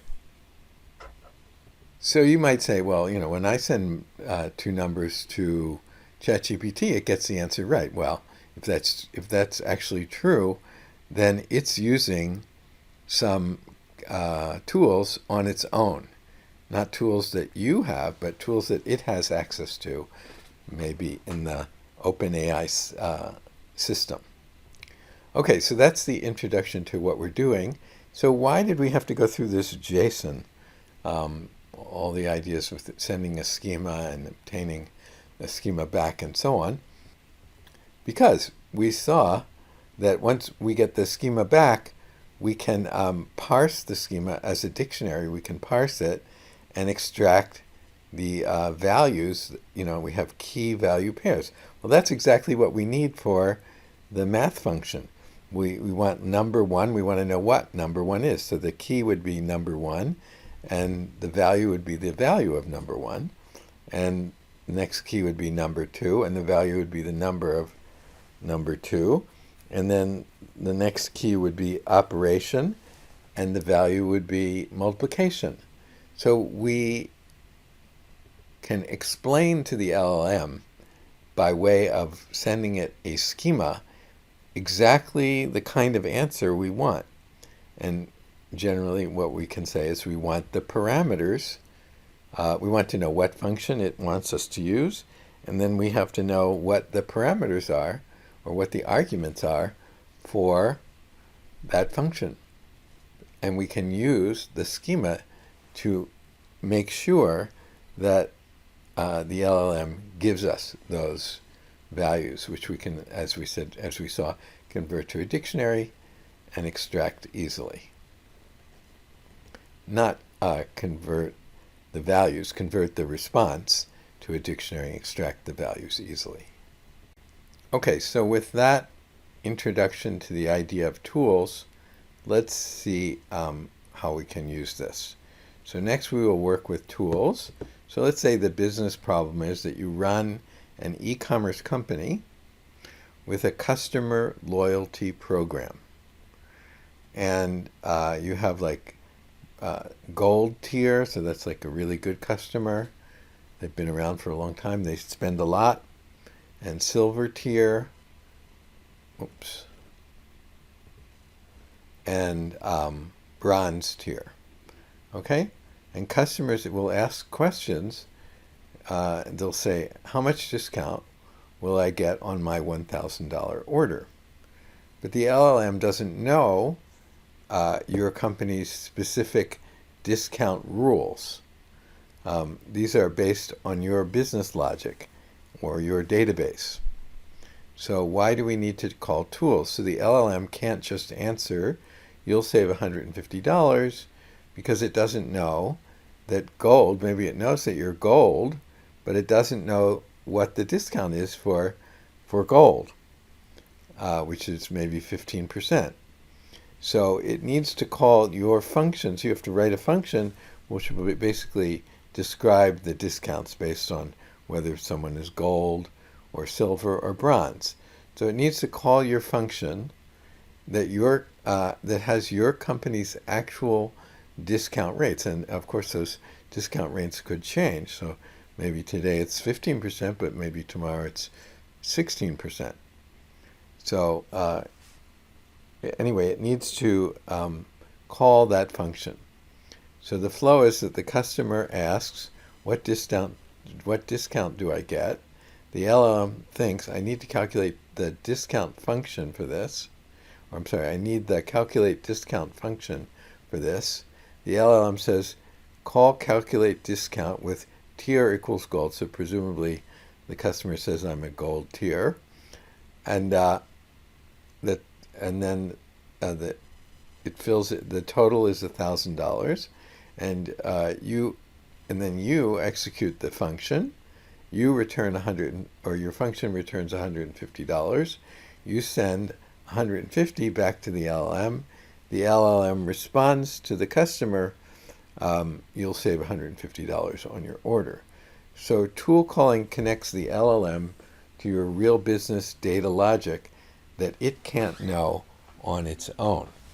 Okay, so that's an example of where we might use this.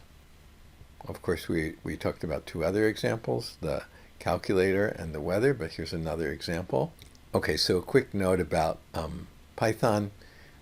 Dictionaries have a .get method, and we can use it like this. Here's a dictionary. Bronze is 5%, silver is 10%, gold is 15%. So this is a dictionary. The keys are bronze, silver, and gold. And the values are this number, and this number. Okay, so we can, this is called discounts. So we can use discounts.get and specify gold, and then it will extract this number. But we can also give a default value. So if it can't find gold, then it will just give a default value. So this will just prevent the program from crashing if it can't find this key. So if it can't find gold, it will just give back 0. So that's what would happen here, because there is no platinum here. So it can't find platinum, so it will just return 0 in that case. But for this case, it can find gold, so it will return 15%. So that returns 15%. This returns 15%. But this, since it can find platinum, returns the default value, which is 0. So anyway, that is the get function. We're going to use that below. Okay, so let's read this. Step 4, tool calling. So we've done a number of different steps so far. The last step, step 3, was working with JSON.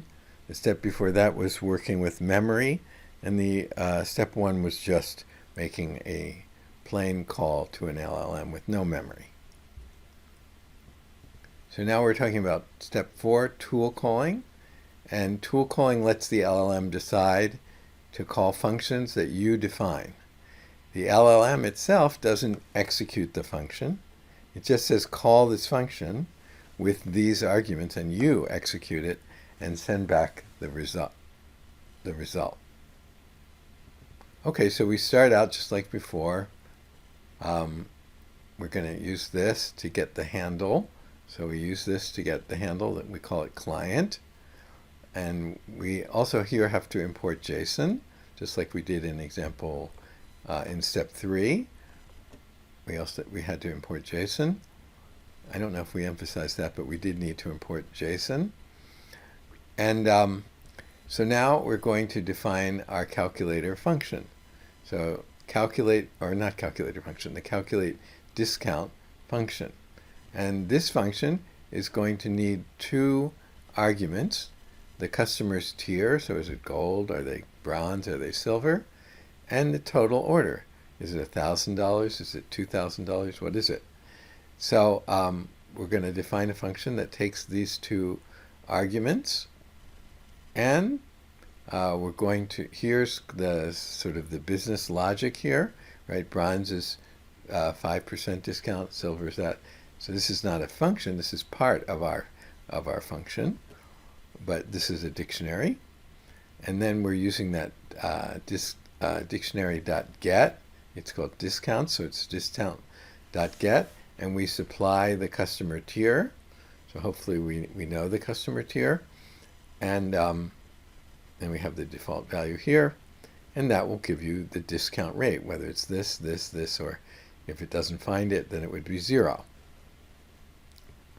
And then we wanted to return the actual, for example, we said $150, which came from 15% times the $1,000. So we have to take the discount rate times the amount, the order total.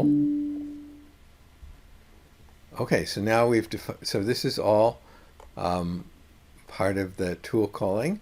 So again, we had to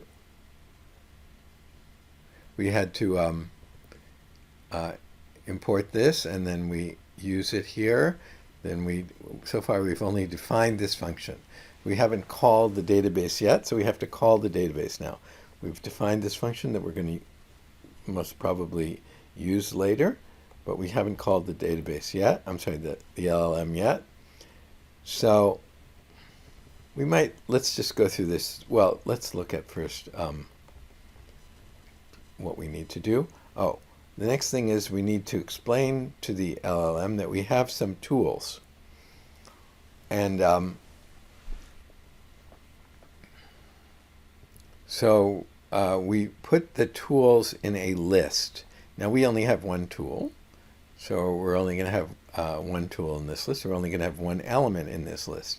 So, but the tools are each described by as you can see, a dictionary. Okay, so that, well, maybe it goes here. A dictionary. So the tool is described by a dictionary, and it looks very much like JSON. And but the type here is function, and then so type is always function for function calling. Remember, so far type has always been object, but here it's going to be function. And the function function contains the details about the function. So first we give the name. So the name of our function was calculate discount. So we write that here as the name of the function. And then this is critical here. This is the description. What does it say? Calculate the discount amount for you can't read this, but for a customer based on their tier and order total. Maybe I can just show you this so you can see what it says. So it says that. Calculate the discount amount for a customer based on their tier and order total. Okay, so that is the description of our tool. So why do I say this is critical? suppose you were sloppy and just said, calculate the discount. So you didn't say anything more than that. Then you're expecting the LLM to know what's going on here. And all it has is that, calculate the discount. It doesn't know anything else about what your tool is. So if you're not clear about what your tool is, then the LLM isn't going to know when to use it, and might use it in the wrong circumstances or might not use it in the right circumstances. So you have to be quite clear about the description. It's critical. Okay, so anyway, we have the description, and then we have the parameters. So first of all, parameters describes what arguments the function takes. The parameters are in an object. It's kind of like a Python dictionary. So the type is object, and now we have the properties. So the fields. So one is, we only have two fields, customer tier and order total. So we have to put those in here. So we have customer tier, and then the value. So this is the key in this dictionary. This is a key, and the value is actually a dictionary itself. Okay, so the value is, type is string. It's a string. The tier is a string. The description, the customer's tier level. And enum, remember enum, it can only, we're limiting the tier only to these three, which is probably what we want. Okay, and then the second parameter is the order total. That's the key here. And again, the value is a dictionary, and it has the type and the description. This one had the type, description, and enum, but here for a number, we wouldn't really have enum, right? Because how are we going to enumerate all the different possible numbers? We can't do that. So we wouldn't use enum here, right? All the numbers for all the dollar amounts, we can't do that. So we don't try to do that. Okay. Then remember, required. So we're saying you to the LLM, you must supply us with these two, and don't supply us with anything else. Additional properties false. Okay, so what are we going to do with this when we call the when we contact the LLM with our API call? We're going to add this in as tools. So let's see that. So remember last time when we were using JSON, we added it in as a response. What was it? Format response, or response format. But now we're going to add it in with a different parameter. It's called, the parameter is tools, and we happen to call it also tools. So it's tools equals tools. Okay, so we're making the API call here the same as before. Client, chat, completions, create, model, message. So user message is here, which is here, which is here. Okay, so we're putting that in. And then tool choice auto. So tool choice equals auto means the LLM decides whether to use a tool or just respond. So, should it just, maybe it can answer the question without our tool. In that case, it can just respond, and we're setting it to auto. Other options are none, never use tools, or type function, function name, and that's force the use of the tool. So we're not forcing the use of the tool, but we're not preventing the use of the tool either. So tool choice auto. And then once we do that, we get the response. This was called response. So we get the response, and the same as before, we can do this. Response choices 0 message. We can print out the user message. So this is message, and then we can do if message.toolCalls. So if it made a tool call, actually is what we're asking, then we can say the LLM decided to call a tool. And we can get the first tool call, because as we mentioned earlier, we might be using multiple tools in sequence. So we said that we might do multiplication, and then after we get the answer from the multiplication, we might do something else with that number, with the result, and then maybe we'll need to call another tool later on. So we might be calling multiple tools. So this message.toolCalls might have multiple objects in it, and we're catching the first one right here. So tool call has these attributes. So this this one here has 3 attributes, and it has the ID. So it's a unique identifier for this tool call. It has type, which is always function. So we could do toolCall.id, we could do toolCall.type, and we could do toolCall.function, and that's the object with name and arguments. So we can try that out here. toolCall.id, .function, .name, and toolCall.function.argument. So if we want to see what that looks like, this is in step 4. Let's see. Well, it doesn't say step 4, but we can see that the tool call, we can get the tool call ID. So that's a unique identifier. So it looks something like this maybe. We can get the function name, calculate discount.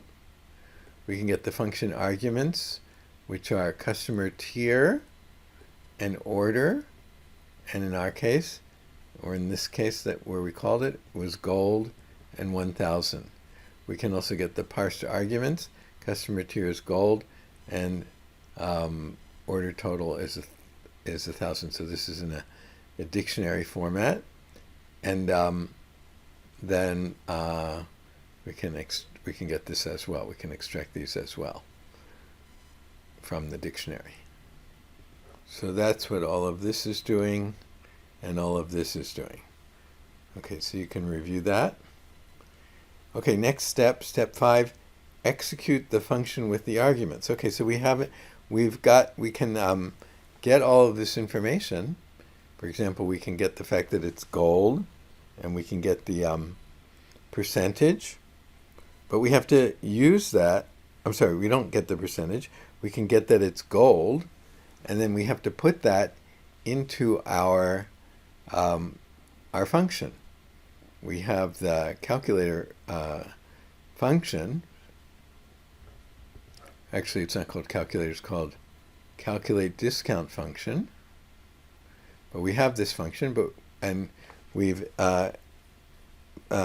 contacted the LLM, and it's returned the customer tier and the order total, presumably. But now we have to put the values in there into the calculate discount. So, by the way, when you have this double asterisk, this is an operator, and it unpacks a dictionary into keyword arguments. So that's basically exactly what we need to use to fill in the calculator discount. So we just take the arguments. So the arguments come from here. JSON.loads toolCall.function.arguments. Okay, so this will give us a dictionary that contains the arguments. This is very handy here, and we didn't go through that, but that's what it does. But then we need to unpack that, so to speak, and so that because you can't just put a dictionary into our function. Our function isn't written to accept a dictionary. So this will take that dictionary and write it in a way, or unpack it in a way, so that that the calculate discount can use as the arguments to its function, or to itself. Okay, so and then we can, then it will calculate it, we'll get a result, and then we can print out the result. Okay, so now we have to send that result back to the, send the tool result back to the LLM. Now we need to send the result back to the LLM so it can formulate a response. We do this by making another API call with the full conversation history. So we're used to that. We have to give the full conversation history. I won't go through all of that, but you can take a look at it as I scroll through.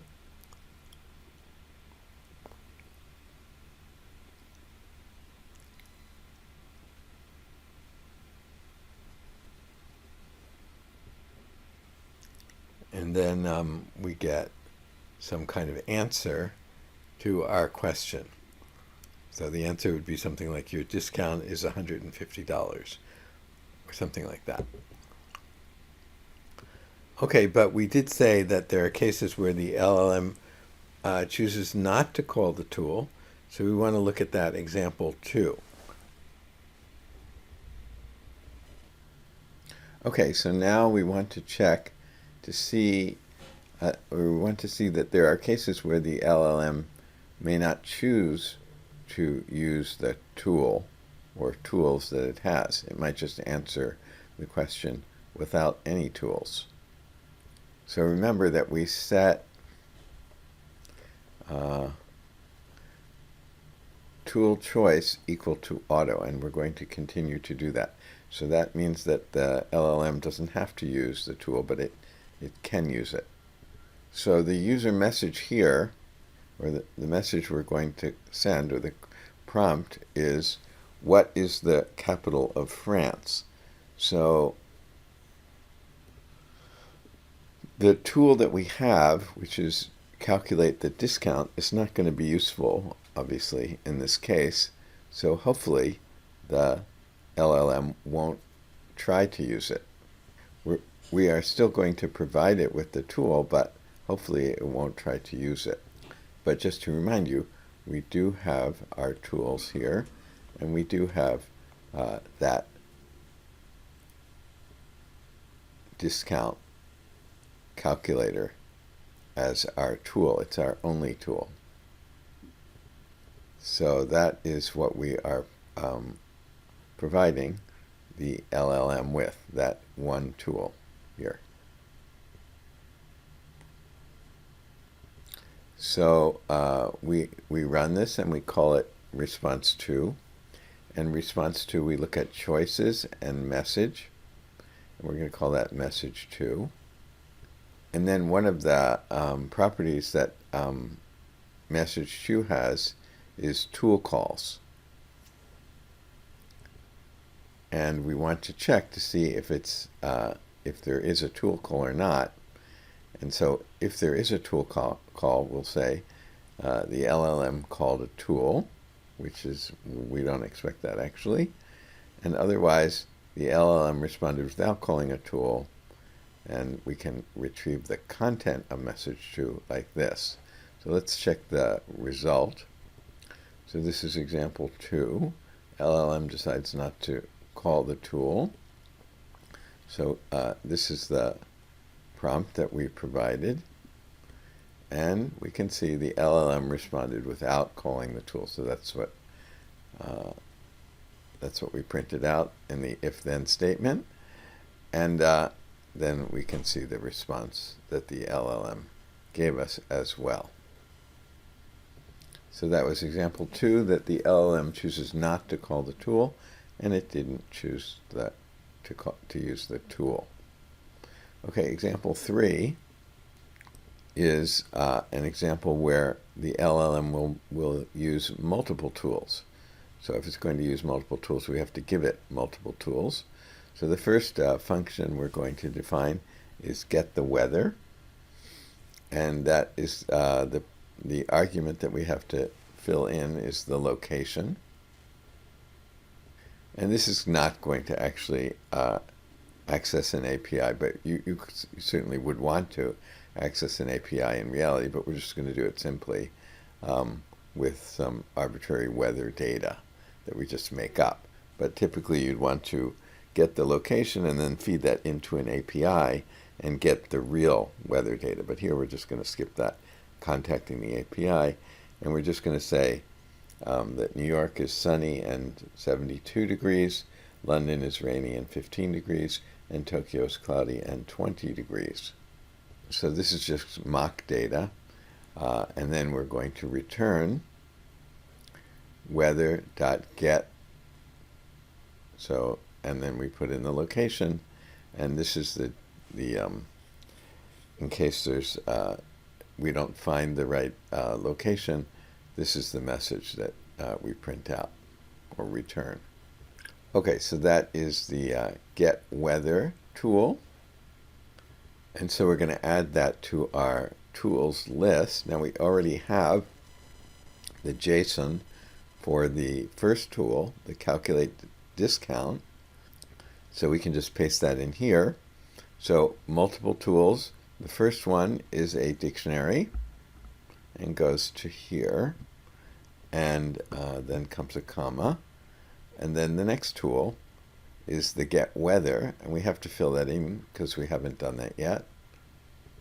So let's just review how we do that. So the type is not object anymore, it's function, and then we write function here with the name. It's called get weather, and the description, and this is very important, get the current weather for a location, and then the parameters, and this parameter is a kind of a dictionary. So we have property, and then that's the key, and the value is here, and then another property required, just one property actually. So just one dictionary there. So let's see it. So parameters are a kind of a dictionary, and it's the key and the key and an object. I'm sorry, a key and a key value, and here the key is type and object, and then properties is a dictionary, and it has just location, and the type is string, and the value is actually a dictionary, and it has type and string and description, the city name. Okay, then we have required, and it's required that we have the location. We're not using enum here, we don't need it. And additional properties is we're not allowing any additional properties, no additional fields. Okay, so our list of tools, which we've called multiple tools, it contains just 2 tools. Okay, so now the user is going to ask a question about the weather, and then we're going to, that's going to be our user message, and that goes in here.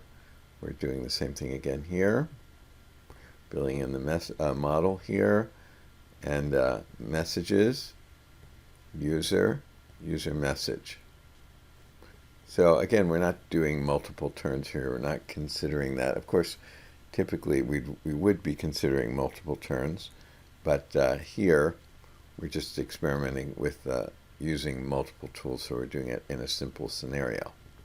And so our tools is multiple tools here, and as we said, we're going to set tool choice to auto as before. Okay, and when we run this, we're going to call that response 3. So we're going to take response 3 and get the message, and so we're going to do response 3 choice message, and that's going to be our message 3. And if message 3 has a tool call in it, we're going to define tool call 3 to be the first tool call, and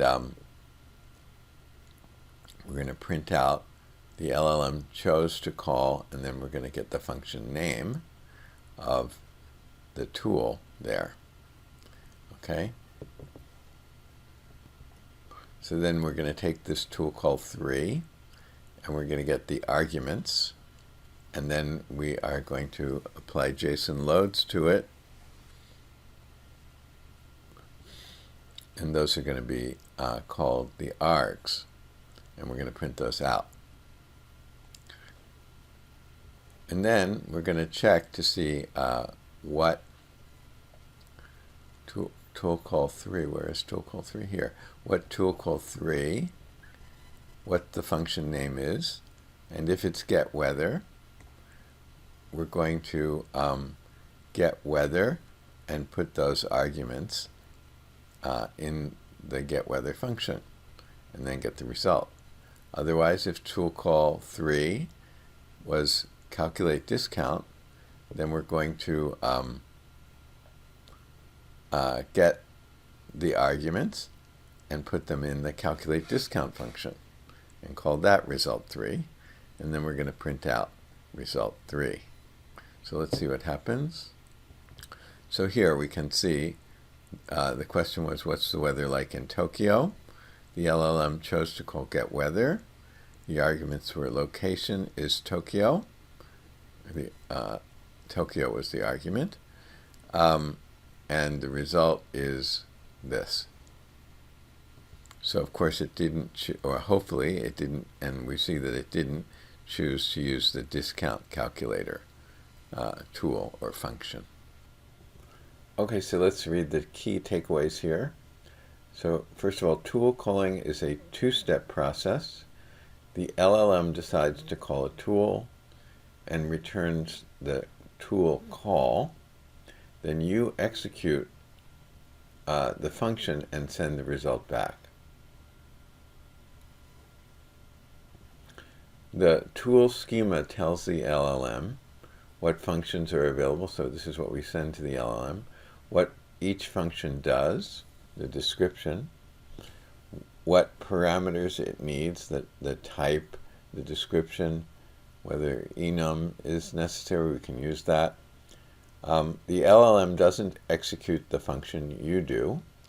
The LLM just returns the function name and arguments.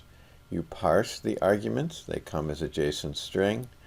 You execute the function, and you send the result back to the LLM. Okay, tool calls have an ID, and we sometimes need that ID. That's a unique identifier, and we can access that. We accessed that earlier.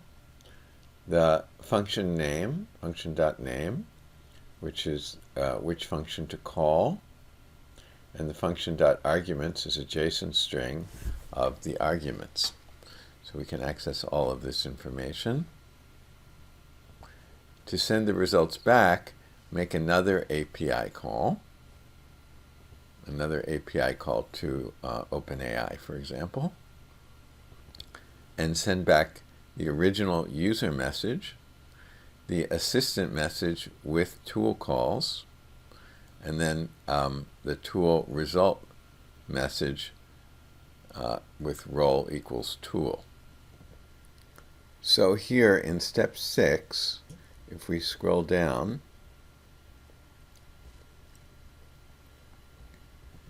we did use role equals tool, and we had a tool call ID, and we have to send that, and we had the content, which was the result expressed as a string. Now in the last example we didn't do that. So in this example we did do it, and it comes as part of the client chat completions create, and it was there here. So we're accessing the OpenAI API here and sending this information about the tool, the result of the tool. But in the last example, this one, example 3, multiple tools, we didn't actually send the result back to OpenAI's API. We stopped short of that. So we just printed out the some information about what happened before we actually sent the information back to the LLM. So if we wanted to do the full example there, we would have to send the information to OpenAI, but we just printed out what the a call to the tool resulted in here. So going back to here, to send results back, make another API call with the original user message, the assistant's message with tool calls, and the tool result message. And with regard to the tool choice options, we can do auto, we can do none, and we can force a specific tool also with this. And you can provide multiple tools, and the LLM chooses which one to use. And we haven't talked about LangChain yet, so we'll skip this. But LangChain is a framework that will enable us to avoid a lot of the details that we had to write out here. For example, we had to deal with the memory, and we had to keep adding in the new messages or appending them to the list, the conversation history list, and we won't have to do that with LangChain. It'll take care of that for us. And we had to write the JSON each time for each new tool, and make sure that it gets sent to the LLM each time, but we won't have to do that either when we use LangChain. Okay, so that's about it for this tutorial. So let's go up to the top. This tutorial teaches you how to use the OpenAI API directly without any frameworks like LangChain. You'll learn 4 essential concepts step by step: making basic API calls, maintaining conversation history or memory, getting structured JSON output using JSON Schema, and implementing tool calling where the LLM decides which functions to execute. Okay, so that's what we did.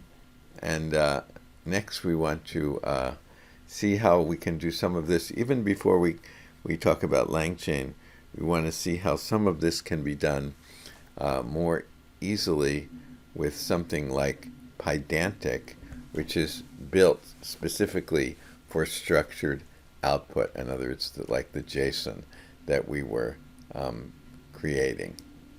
So we'll do that next.